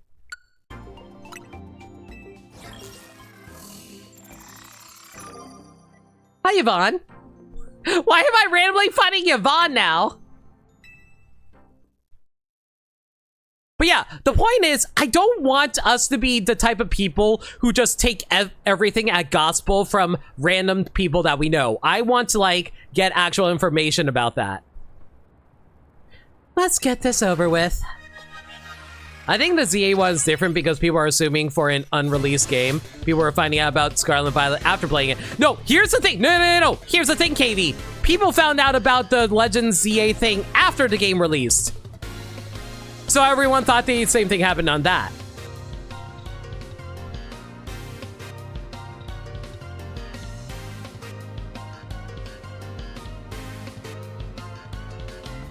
I'm of the opinion it doesn't legitimately matter what the cause of ZA running like ass was. It ran like ass is not my job to diagnose.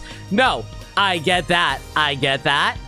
I'm just saying that, like, I don't want people to say one reason or the other is the reason why it ran like ass. I'm just saying that I want us to be clear on the reason for why it runs like ass rather than just like saying things without actually knowing. It'd be like saying, like, let me give you an example. It'd be like saying, oh, Mario Kart World sucks because it doesn't have Donkey Kong in it. And there's Donkey Kong in the game. I feel like there are other issues I could have with Mario Kart World aside from, hey, there's a thing that's actually in there that I think that doesn't exist.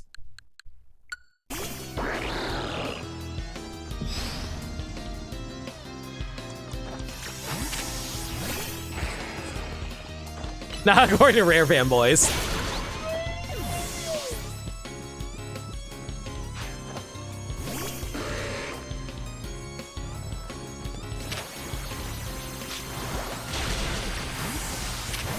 You doubt the whole map was loaded the whole time?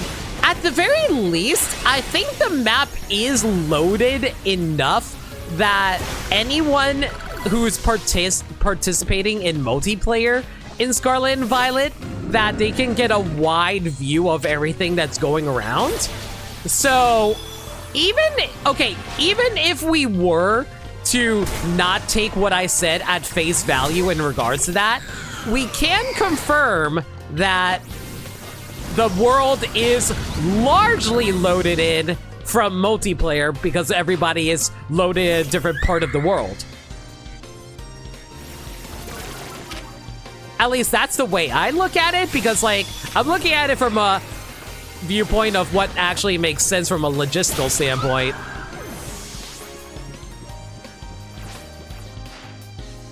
I won't let you end this that quickly.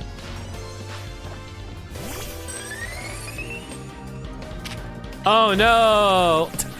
Nice mobility. I am so incredibly mad right now, ma'am. Miss, I was trying to have fun, but no, you insisted on bringing out a butterfly that knew Protect. Very well, fine. Take the freaking key wave and get out of here. You're not even a unique character model. No one cares about you. Be gone from my sights.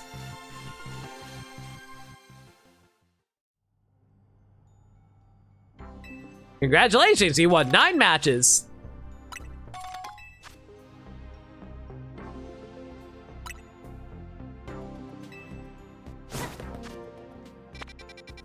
All right. Yeah, let's head over here.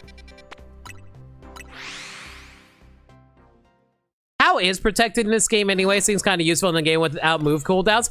I mean, it's pretty good, but at the same time, it also is like, it also has a long cooldown, so it can't just block everything. And it's also really easy to dodge protect if you're just like able to, if you're able to just like, wait for them to do to protect, and then you just like happily like attack them after it runs out.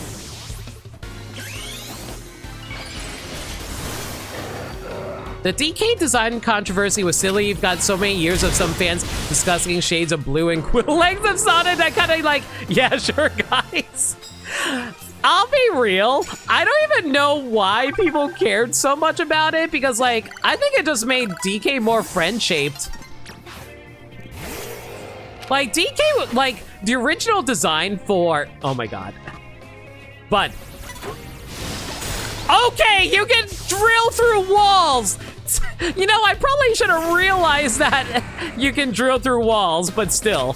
Anyway, the point is that, like, I always never really liked Rare's Donkey Kong design, and I'm not saying that I dislike the overall design. I really do like the, I like the tie. I like him being all much more muscly and more Dorito-bodied. I didn't really like the two round design of original Cranky Kong, Donkey Kong, but like for other aspects, I didn't really like his eyebrows. Like, unironically, the eyebrows for original Rare Donkey Kong really bugged the hell out of me.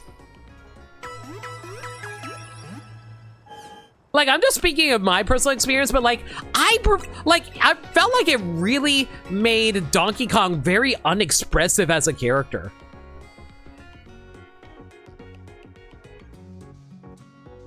Yeah, so can't negate damage from plus moves. Oh yeah, there's also that too. That being said, trainers running both Protect and Detect is incredibly troll. That is so annoying. I completely agree with you, Phantom Storm. Or do you want me to call you Phantom or Silver? I don't know. I'll just say Silver. I think people only cared because they were worried Nintendo was erasing Rare. And well, if you played Donkey Kong Bonanza, you know that is not the case. You know, after playing Bonanza, I can confirm that Nintendo really hates Rare. They're like, man, Rare's ideas are terrible. We're gonna do Rare ideas, but better. I'm kidding.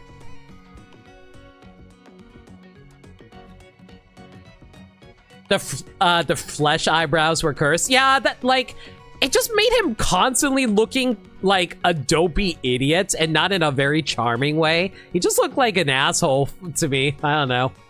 Same thing happened when there were murmurs that Mario's V8 actor changed for Wonder and as a Sonic figure, like, first time.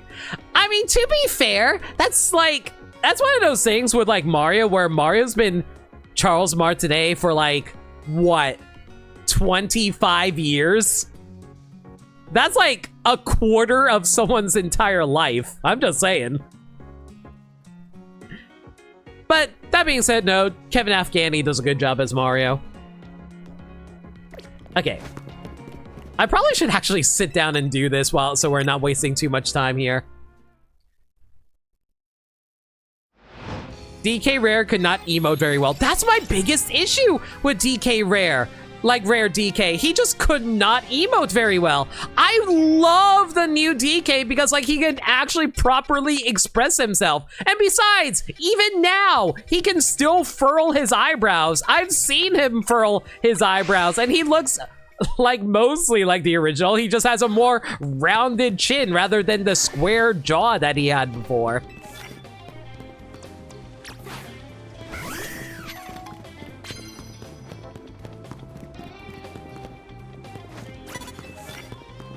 Sneak up and paddle and do that. Land super effective moves. Can I punch you in time before that comes out? Nope.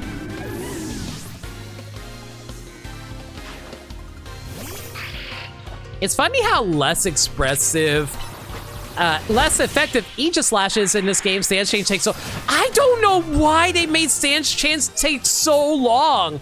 They really should have just made it that it instant, like, not instantly, but like a split-second swap. It really is weird that they don't have that.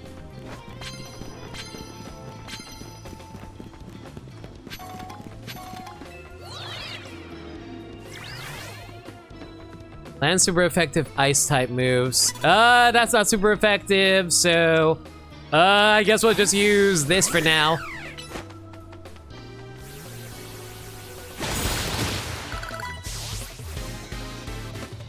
Chris Pratchett voiced Mario in a game one day.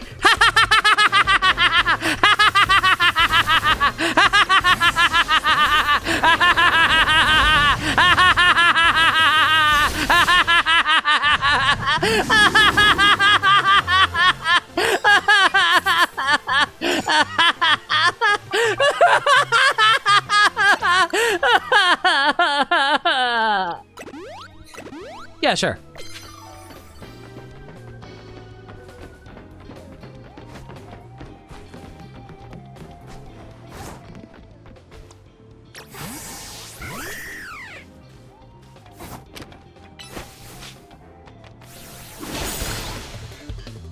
Oh boy, I love being Mario. Wahoo!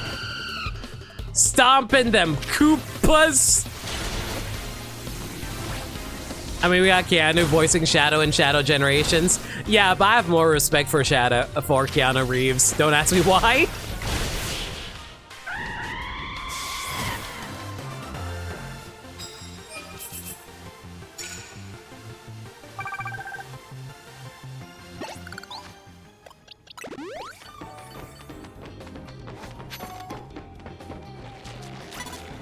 Oh, there's a trainer who spotted me? Where? Oh, from there. All right, fair enough. Greninja, hop down. Yeah, ninja, baby. And that's why I'm proud of my boy, Greninja. Okay, I think that's all the ice moves we need to do, right?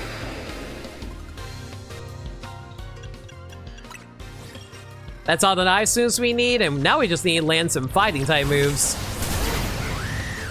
Ma'am? Sir? Can you stop using Earthquake on top of a building? I'm pretty sure the building is very unstable as it is.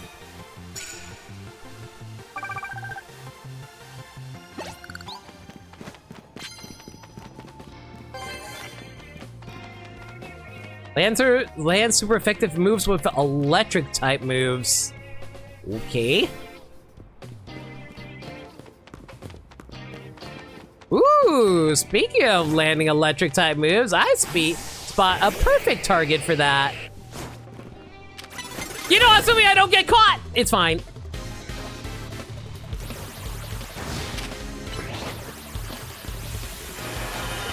Keanu did a shit job. Did you see the movie? I actually don't know how the voice acting was in the DLC.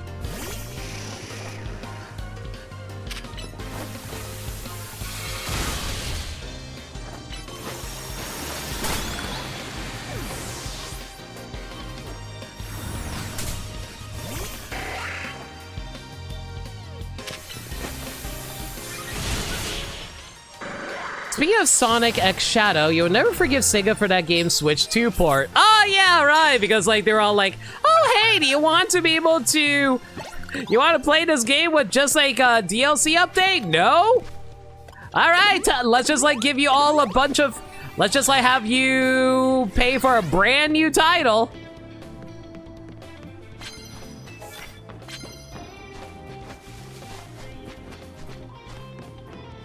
Land hits with dragon type moves. I mean,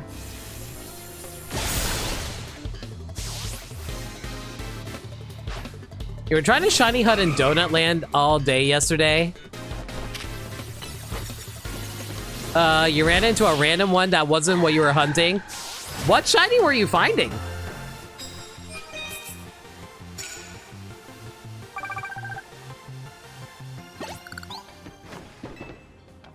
You found an Ekans?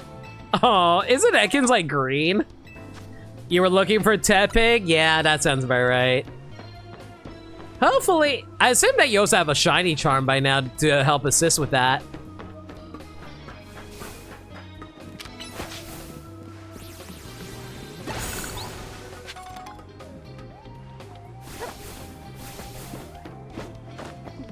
I came all this way here for a freaking card. Are you kidding me? I see that trainer up there. Where the heck did they want me to... Was there even a ladder over there? I don't think there was. No, there wasn't. Okay. Well. Maybe if I hop over on the other side. Woo!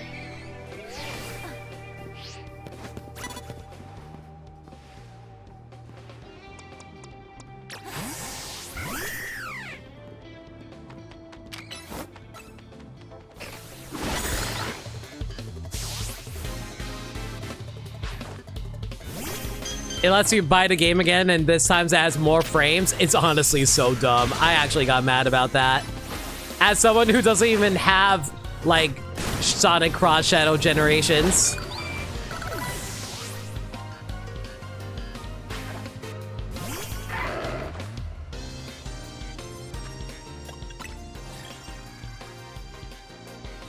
Dragon type moves and dark moves. Yay!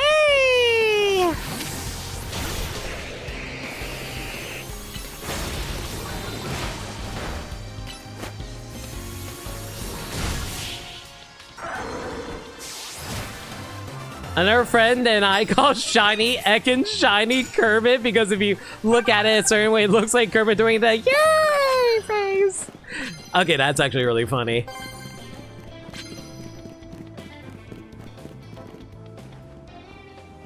Oh, none of these are good. I'm so mad right now. Okay.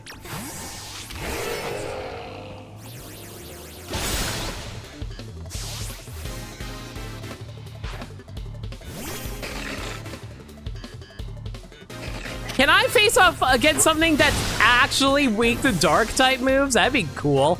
Can you throw out like a psychic type or something?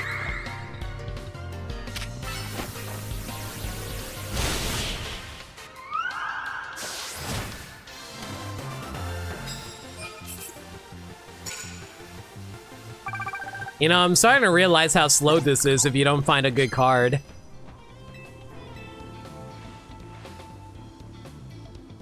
It is weak to it during inverse battles. Touché, sure. I could have used that card way sooner. Mother trucker! Water, dark. It'd be really funny if this trainer happened to have a Mega Greninja. Now we will never know. You know, every time I think about, like, Pokemon typing, you know what comes to mind? I always think about the ending of Season 1 of Jackie Chan Adventures, where Jackie Chan is, like, snatching a bunch of, like, talismans out of Shendu's body, and then he grabs the sheep talisman out of Shendu's, like, oh, sheep, what does it do? And that's just me every time wherever I'm thinking of, like, what Pokemon I'm actually... And I'm just like thinking about what Pokemon I'm trying to use against specific types. Astral projection! What a useless power!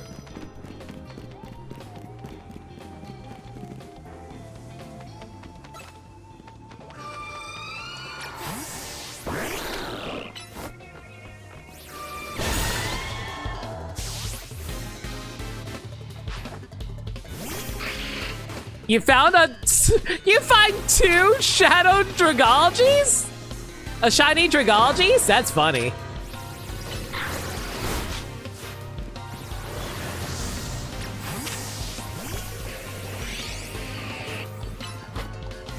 Man, they really like taking your time in order to swap over Pokemon, don't they? You adore the Oni Mask arc? I've always remembered the ending of the Oni Mask arc, personally. Mostly because I always remember how much of a freaking gambit, like, a Gambit it was for like... Oh, shoot, what was the name of the main bad guy's name again? Oh, I feel so bad. I used to remember his name. Shadow Dragology. Oh no, they're back. Why am I blanking on him? Rintaro. But anyway, the point is, I thought, oh man, this guy's actually really funny and charming, and he's also got some, like, pretty smart, like, strategy sometimes for his stuff. Except for the time that he keeps on asking Jade to join the side of evil, and she never actually did it. Kinda sad they never actually did anything with that now that I'm thinking about it. It'd been cool if, like, Jade became, like, the queen of ShadowCon again. And of course he did that, you jerk.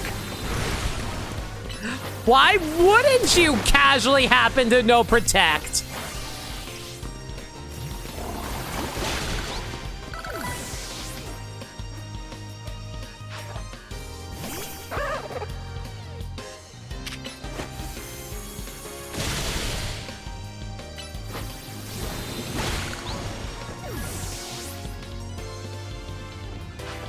You know what he reminded me of? Lothor. Oh man, freaking Lothor from Ninja Storm. I haven't thought about that character in years.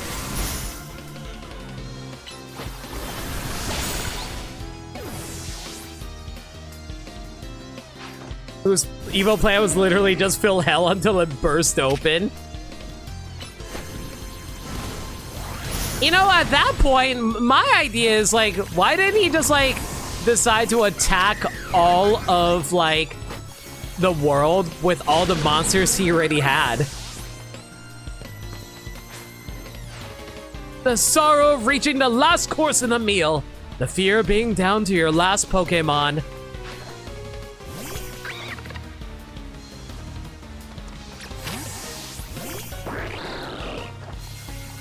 What do you mean you know Solar Beam? Do you guys know if Solar Beam actually takes longer to come out at night, or is it the exact same startup? I assume it's probably the exact same startup, right?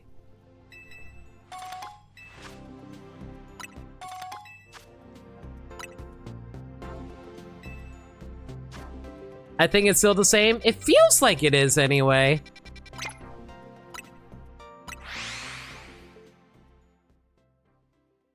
I guess he just wanted to get more recruits from hell? Theoretically.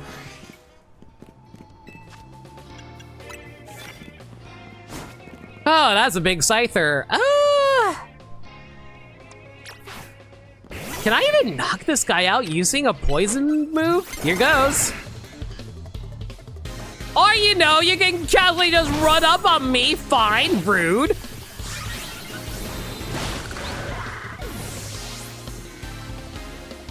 The only time the wind-up increases is if there's rain, snow, or sand. Really? That's weird to think about, but sure.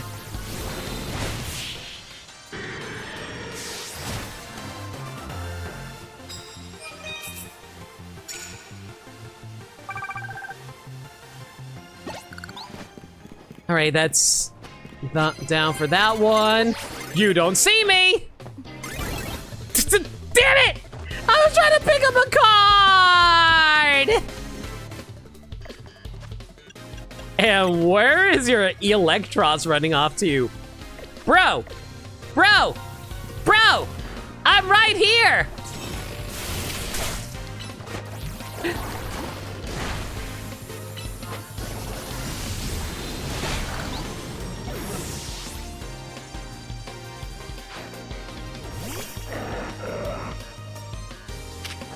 Oh, nope.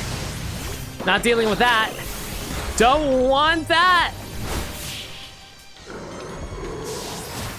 You love how non-serious he took the whole show. Man, just casually look at screen after doing make your monster grow thing. What do you expect to get smaller? They kind of made Ninja Storm into a parody of Power Rangers, which I kind of appreciated.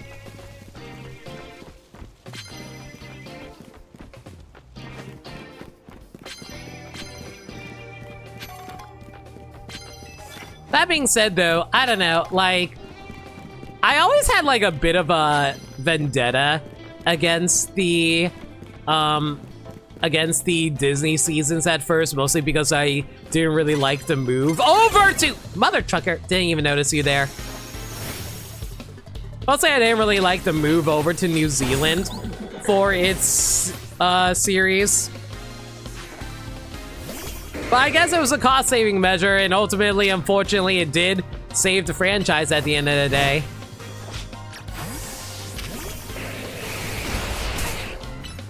But unfortunately, now that Power Rangers is dead, they casually decided to also kill Super Sentai. So now I have a vendetta against Power Rangers in general.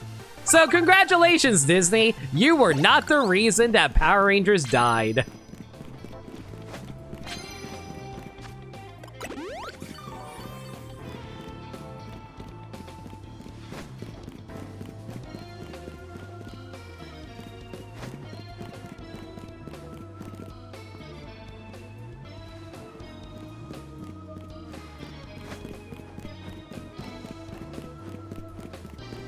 Where the heck are all the trade? Oh, hi.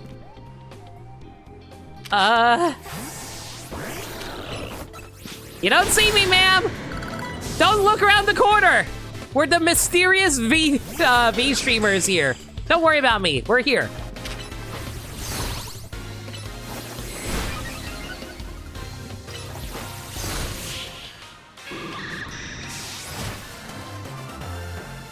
It's honestly so funny looking through the different Sentai eras and their costumes. Here's the thing though, a lot of the original Sentai monsters kind of got more and more over the top throughout the years, mostly because a lot of the costume designers for Super Sentai were like trying to flex their skills in costume design. And I kind of respect it, but sometimes I feel like they go a little too over the top with it.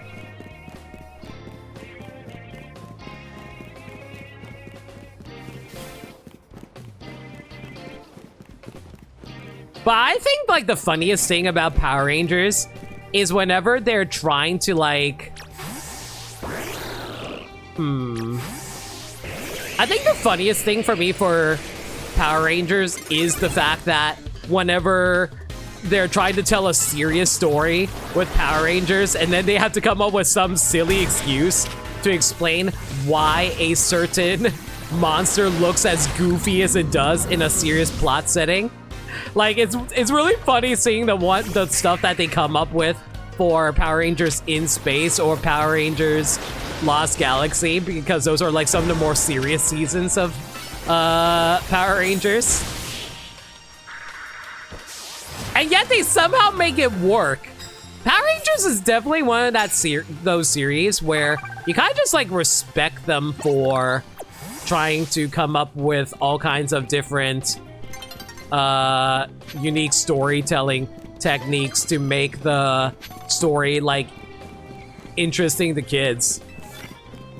Because it feels like a lot of people were actually really passionate about making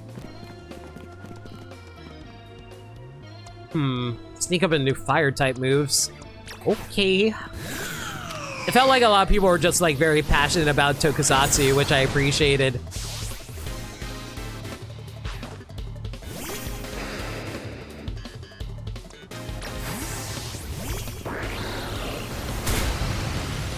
Do I have anything that we can do on this thing?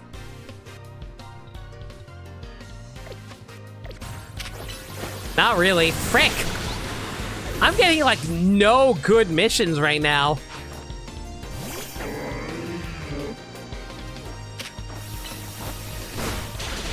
Do you ever see the attempt to westernize Kamen Rider? Ah, you mean Masked Rider? Yeah. It certainly was a thing! You know what's interesting?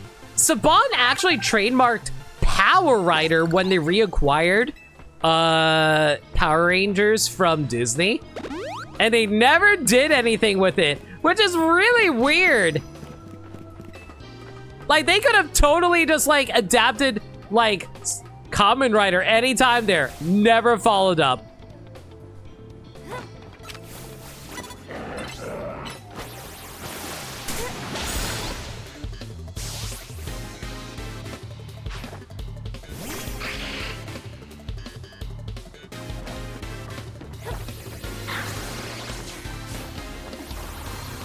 There's parting shot in this game?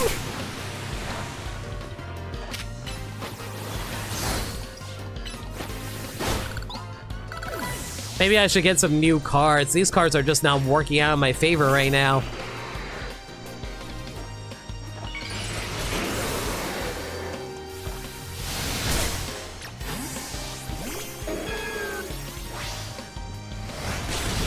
Okay, so guys, can y'all explain to me why a shark is able to fly in midair?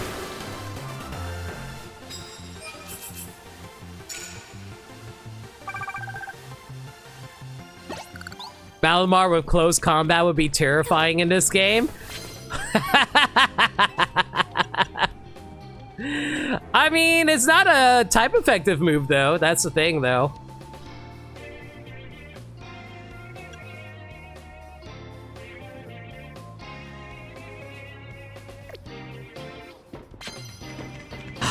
Come on! Give me a super effective Pokemon for me to beat up!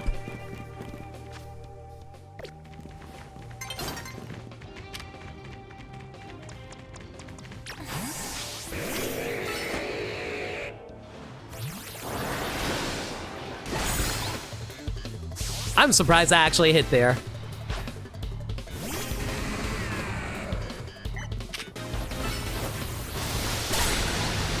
I always forget this thing has Surf. I need to remember that more.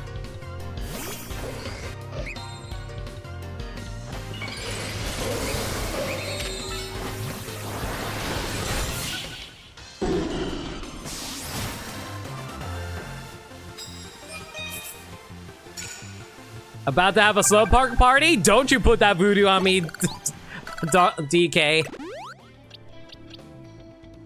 Fast shark that zooms through the air? Ah, so its fins function as wings. You know, I never considered that before, sure.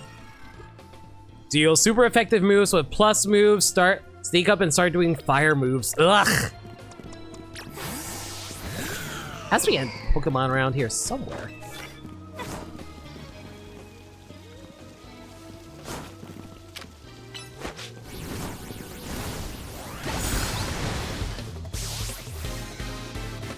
I'm surprised that we were able to defeat that. I knew that, like, Chandelure had a lot of special attack, but I thought Clefable would be able to tank it as a special tank.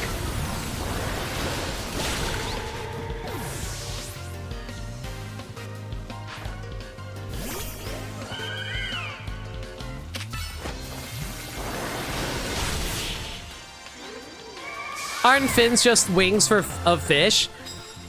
I mean, there are technically flying fish, so you're not wrong.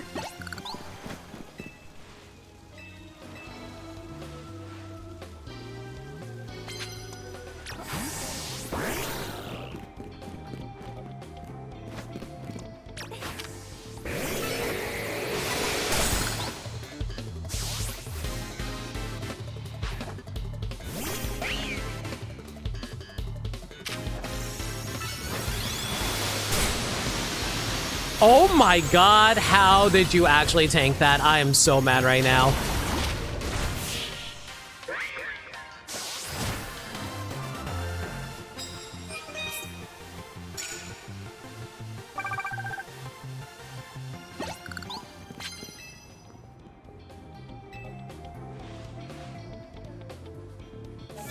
I don't have much time left! Give me a trainer!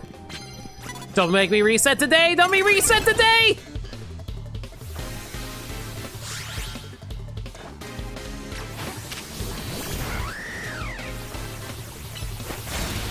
Your close combat is 5, but my close combat is better! Halucha, stronger than Lucario, confirmed! Don't know bounce, don't know bounce, don't know bounce, don't know bounce, don't know bounce, don't know bounce. I was really worried this thing was gonna no bounce.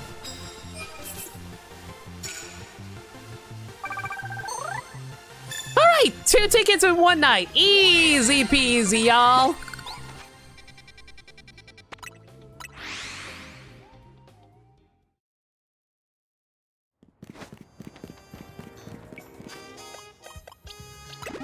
I hope I have enough healing items. I've been using a lot of them lately.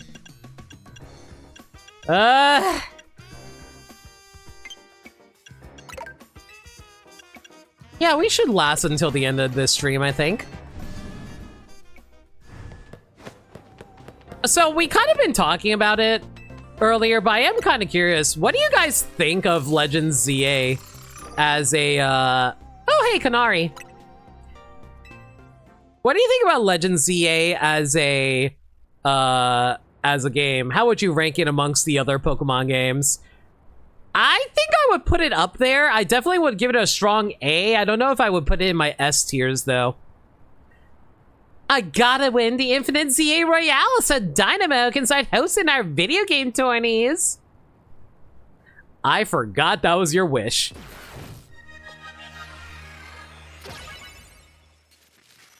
Definitely, I feel like the characters in ZA are definitely some of the best characters I've got to experience, so I appreciate them a lot. You're easy to please, so every single Pokemon game is S tier for you. You know what? That's so real.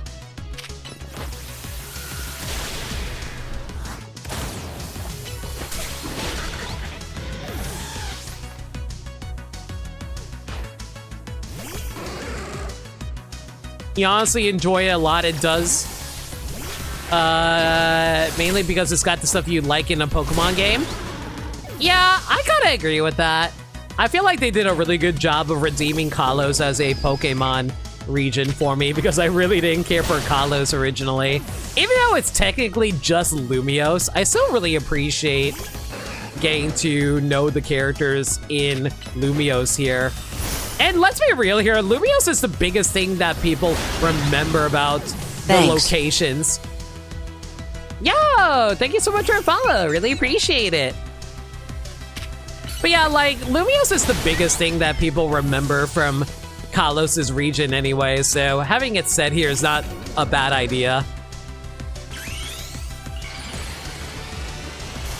Imagine thinking Kalos needed to be redeemed in the first place. I'm sorry, Sagami, but X and Y had terrible characters and terrible writing.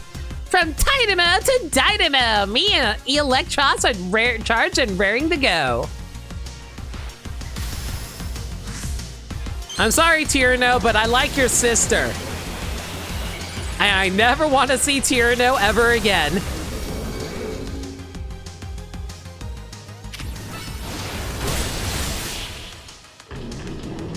It's funny here because Lumiose is the biggest thing you forget about X and Y because that's an area chore to navigate. You didn't want to be there. I actually really like Lumiose. I'll admit it is hard to navigate, but that's why you had taxis. I lost. Dang. So are you gonna swear at me? 11 wins! Woo!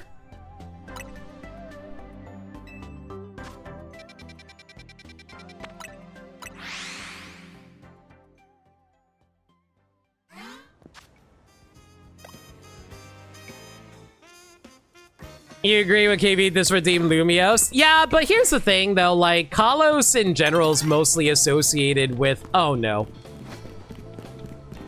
Fight me! Fight me! Fight me! Fight me!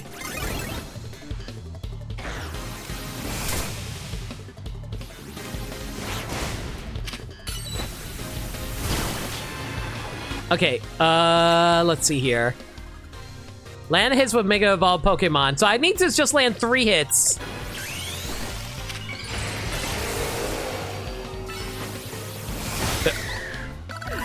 Man, Mega Excadrill hits way too hard.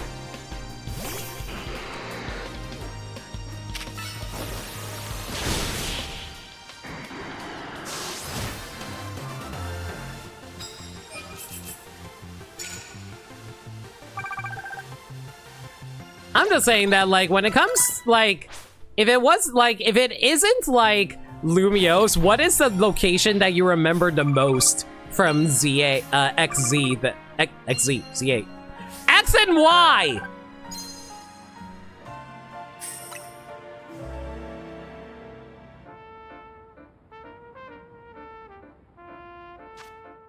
The weird-ass crystal cave that can't be 3D? I don't remember that. All the snow towns that you loved? I don't remember that. The cycling rock climbing town? I don't remember that. The harbor town that had a grass gym for some reason? Don't remember that. The fairy town? I do remember that. The Route 1 that had no Pokemon. No! I'm gonna tell you, okay, I remember that, but you know what else I remember? The freaking exact copy of Viridian Forest that for some reason existed in X and Y. Why was there an exact copy of Viridian Forest in X and Y? That was so weird.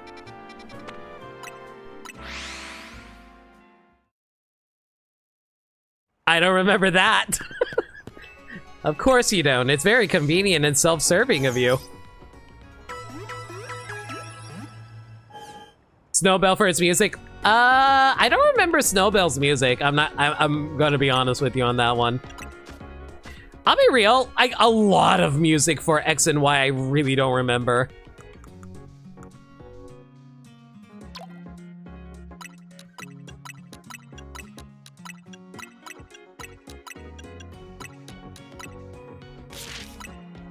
All I know is this game made me really like Zygarde. Zygarde is a very good boy.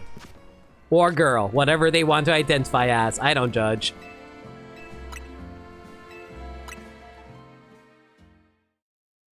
Do you remember Sycamore's theme? I don't.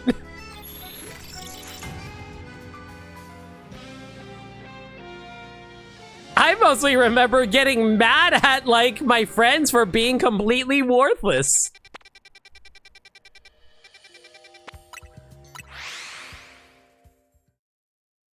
I can't forget the accordion, sorry. I don't remember. Okay, I want to be clear on something. Before you get on my case being all like, oh, Limit, how could you forget X and Y? You clearly only played it one time and didn't even bother doing the post game. I played that game 3 different times. I don't remember anything about it. And I 100%ed it twice. I gave it my best shot. I really did not like X and Y. Living, I only played that game once and I remember all this. And guess what? I played it 3 times and I don't. I'm not saying like it's objectively like the worst thing ever. I'm just saying that like I don't remember anything about it because I didn't retain anything that I felt was actually good in there.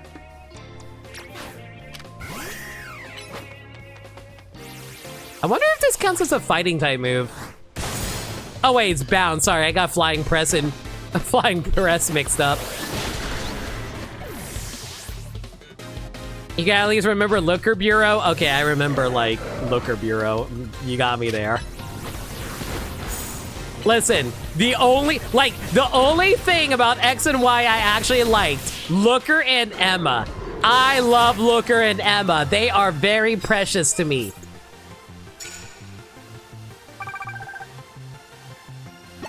I'm curious how your memory works. Okay, I'm gonna tell you exactly why I don't like X and Y. So I'm gonna break this down as simply as I can. I need to get invested in a narrative in a world. If a narrative and world and its characters are considered boring to me, my mind is unable to actually process like remembering something that I think, oh, this is something I need to remember. Because like when I play through stuff like, say, Scarlet and Violet, I'm like, oh, these characters are very precious to me. I care about them a lot because they gave me some really memorable moments of them like doing stuff that made them really stand out as Pokemon characters. Or, oh, hey, like this character did a whole lot that like was really important and I remember like these highlights of moments. There are not many moments like that in X and Y. Most of the moments I remember in X and Y came from Emma, Looker, Lysander, and AZ. I don't remember anything about anybody else. The only thing I remember about Serena is one, she was the companion character in the anime for obvious reasons, so I mostly remember stuff from the anime, so that doesn't freaking count because we're talking about the game. And I remember how she says, oh man, kinda sucks that you always keep on beating me. Shrug. That's not character development. I thought the friendly rival was done way better in Scarlet and Violet, Sword and Shield, and Yeah, frankly, yes, Sun and Moon, too. I know a lot of people hate freaking How. I think How's actually way underrated.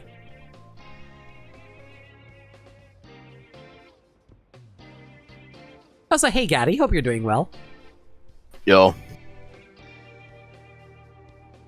me a sec so I can share screen for you. There you go, buddy.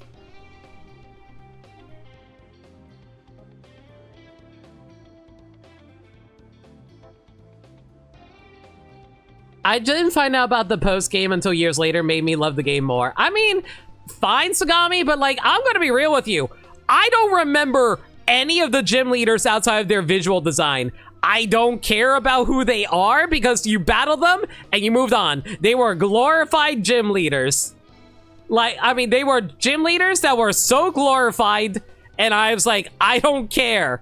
They didn't do anything outside their gyms. You battle them once, you leave, and you never see them again. I thought Wolfric was going to do something. He didn't fucking do anything. And I was so disappointed about that. And I'm going to tell you exactly why I was disappointed about that too. Because like, you compare the gym leaders of Gen 5 to Gen 6, and I'm just like, man, how the hell did we get peak? That was Gen 5 gym leaders that were able to come to your goddamn rescue at the end of X and Y, not X and Y, at the end of Black and White. And then you just got, oh, hey, here's a bunch of gym leaders that just stay in their gyms and never do anything of value. I really, really hate the gym leaders in X and Y. Oh, hey, Malva's a part of Team not playing Team Plasma, Team Flare. That's amazing. Is she ever going to do anything besides battle you as an Elite Four member? No? Wow. I sure like Malva as a character, guys. She's so fascinating because she's secretly a bad guy who did literally nothing. I want to be clear. I'm not yelling at chat. I'm yelling at the game. Anyway, go ahead, Gaddy. Be nice to Corina. She's not a glorified gym leader. She's a glorified gameplay tutorial. You know what the sad thing is, Gaddy? I actually like Corina. I know. And she's also lesbians with B, and that's fucking cute to me. I love my lesbians.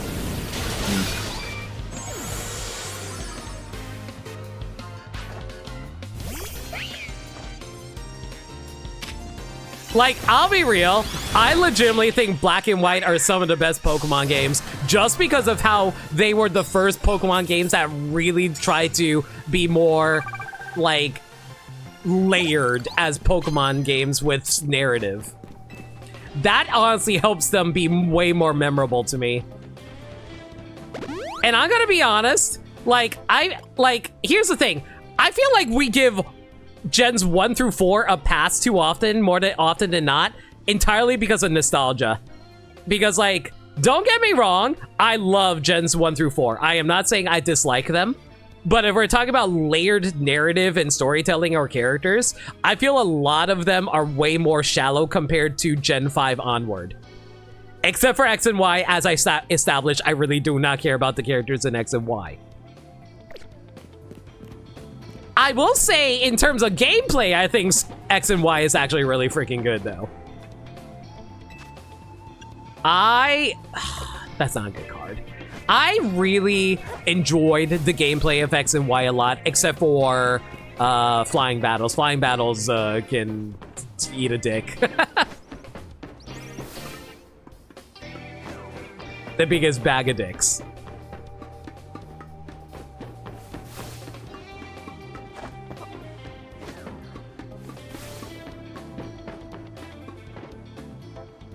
Is there any trainers around here? Where the heck are all the trainers? Dead. You killed them. I killed every last one of them, Gaddy. And not just the men, but the Pokemon too. Even the word. They're gone. Are gone.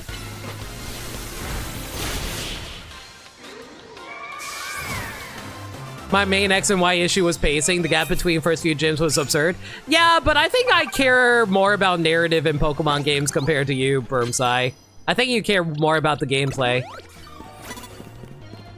Which isn't a problem. I want to be clear. I totally get it. Like, I know, for example, Mez cares way more about gameplay and stuff before narrative, and I'm like, fine.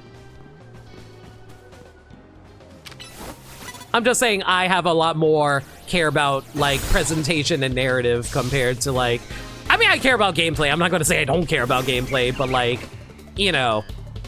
But I want to be clear. I do agree. I think pacing is really freaking bad in X and Y as well. Because, like, the wait between the first badge and the second badge, that's, like, a quarter of the game. And then they just rapid fire a bunch of, like... And then they just rapid fire a bunch of, badges at you right after the other.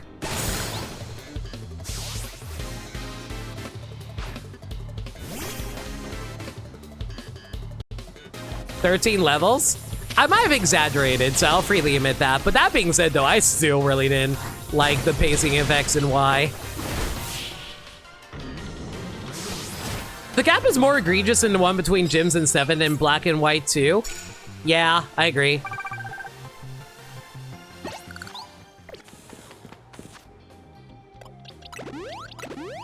If you want a good story, you go to almost any other RPG first. Here's the thing, though, guys. Why are we settling for less?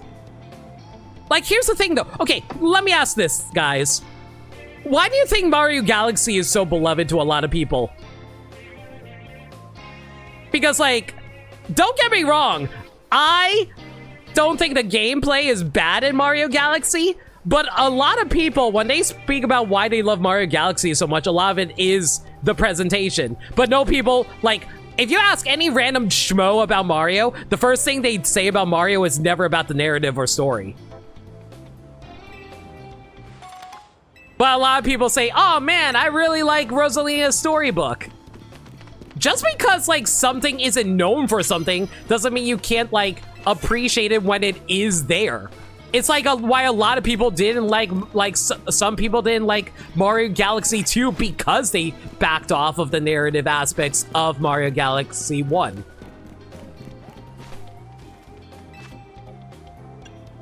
I am never finding anything super effective with dragon type moves. You never read the storybook as a kid, to be honest, you didn't. Oh yeah, I get that, Bermsai. I'm just saying that a large number of Mario fans who say Mario Galaxy is one of their favorite games does include the storybook. That's interesting to hear because a cutscene plays the first time you enter the library. I'm very curious how it could have glossed over someone. I'm not criticizing it. It's just interesting to hear. Yeah, I'm pretty sure the game actively says, hey, there's a new chapter of the storybook. And I'm guessing Bermsai just never noticed the message telling them that.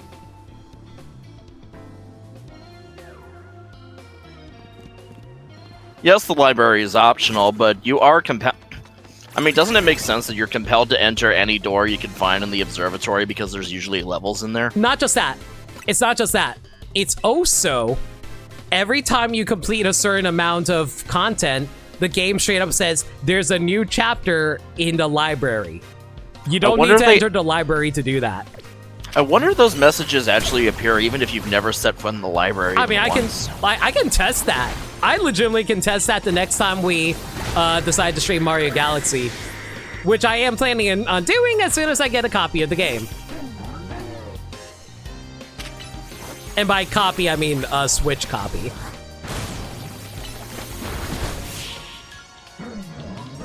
So even if you don't enter the library, they do tell you about it. If you don't see it at that point, I feel like that's on you for not paying attention.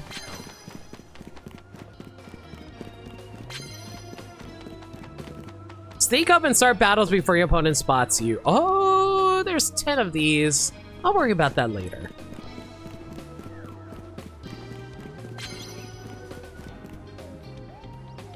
Knock-up hounds, sneak up and use water-type moves. Probably not worth it here.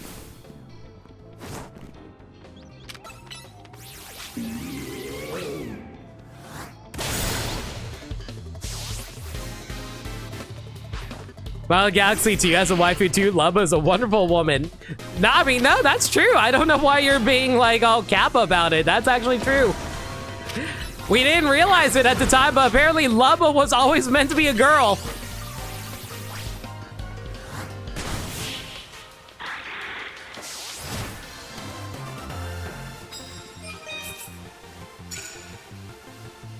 Something about a mistranslation from the 2009 edition, I believe.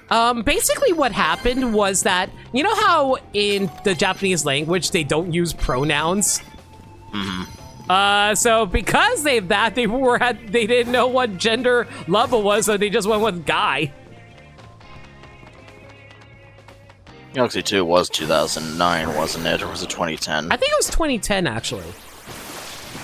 It was somewhere around that time.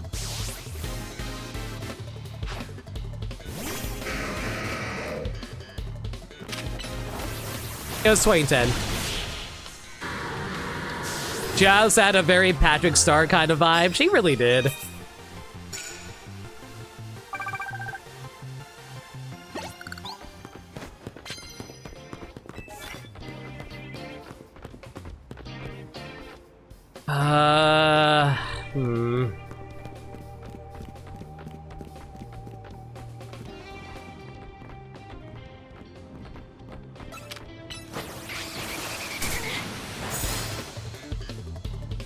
But yeah, what I'm trying to say is, like, just because a game isn't really well known for narrative doesn't mean you can't appreciate a game for when it does have narrative. Because, like, that's also a big issue where a lot of people kept on saying they didn't really like 3D World because they didn't really like how it didn't have, like, the more layered world design of Mario Galaxy and the more interesting characters of it as well. Like, that was actually a very, like, critical age during that time period for a lot of people from, like, a creative standpoint. Like, we can talk about sales all we want, but we're talking about, like critical reception more than anything.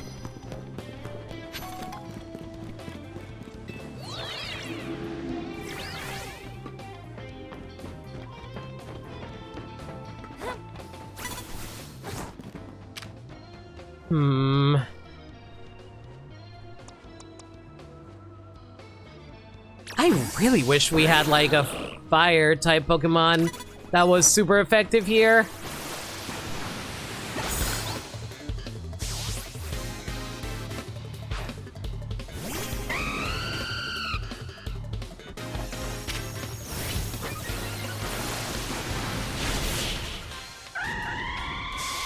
But I will say this, like, I will say this, chat.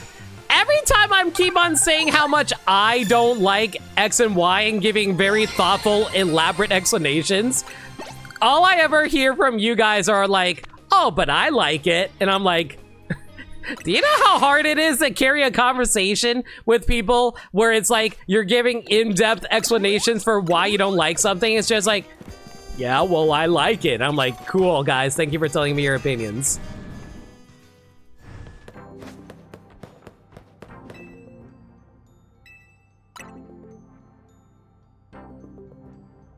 Is opinion not a personal attack?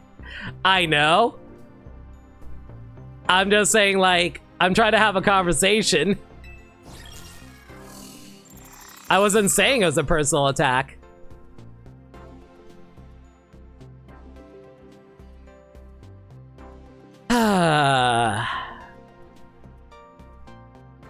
Guys.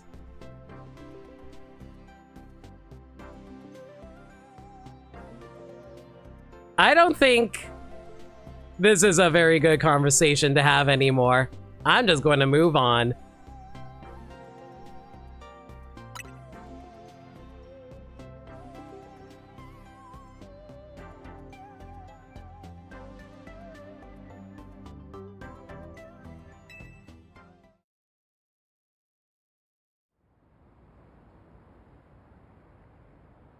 A prodigious knowledge I have perfected as a quizmaster will have me well suited to win this.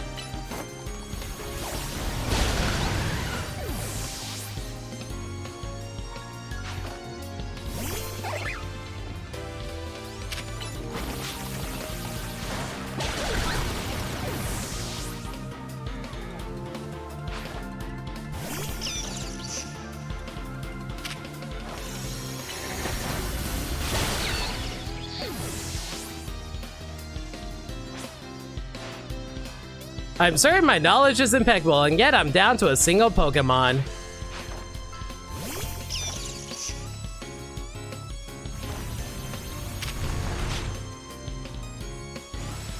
Man, it's really annoying that you can't actually activate Earthquake to counteract the dig. That's actually one of the more annoying things in this game. Like, Earthquake used to be one of the best counters to dig, and then they're just like, oh, you can't even lock onto them.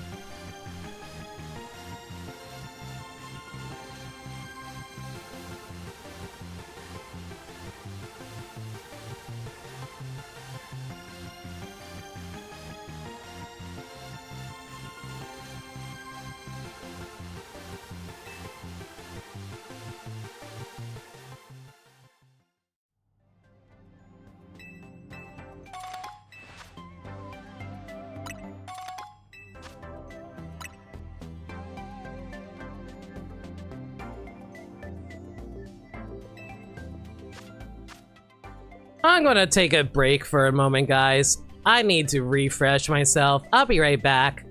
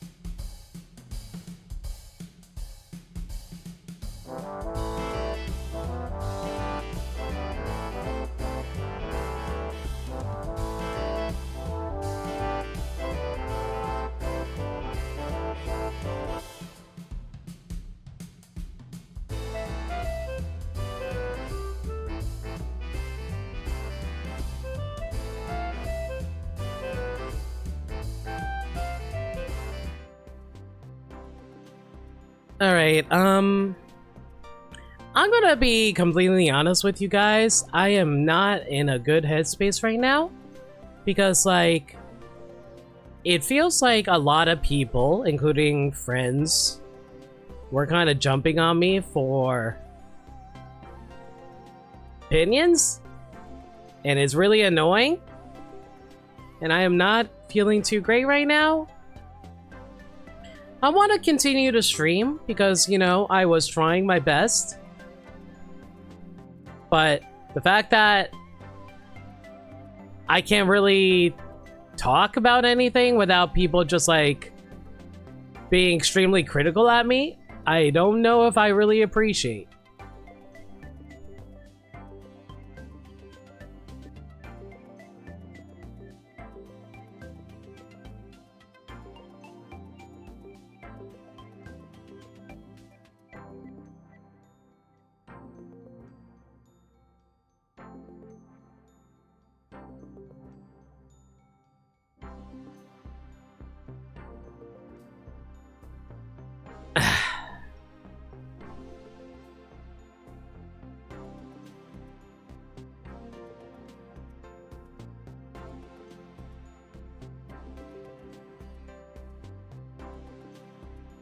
Sure you want to keep going?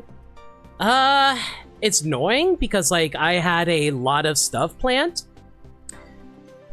But I am not mentally in the right headspace right now. Because, like, I am just very upset about a lot of stuff right now. And I really didn't need this right now tonight, to be perfectly honest.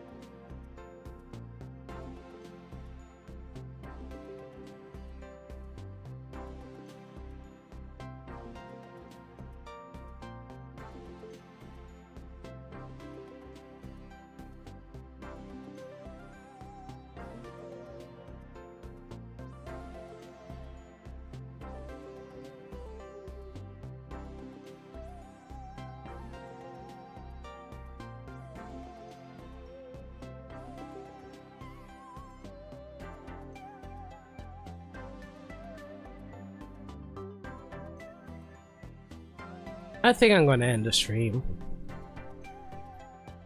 Y'all have a good night, everybody. Y'all stay safe and take care of yourselves. I'm not...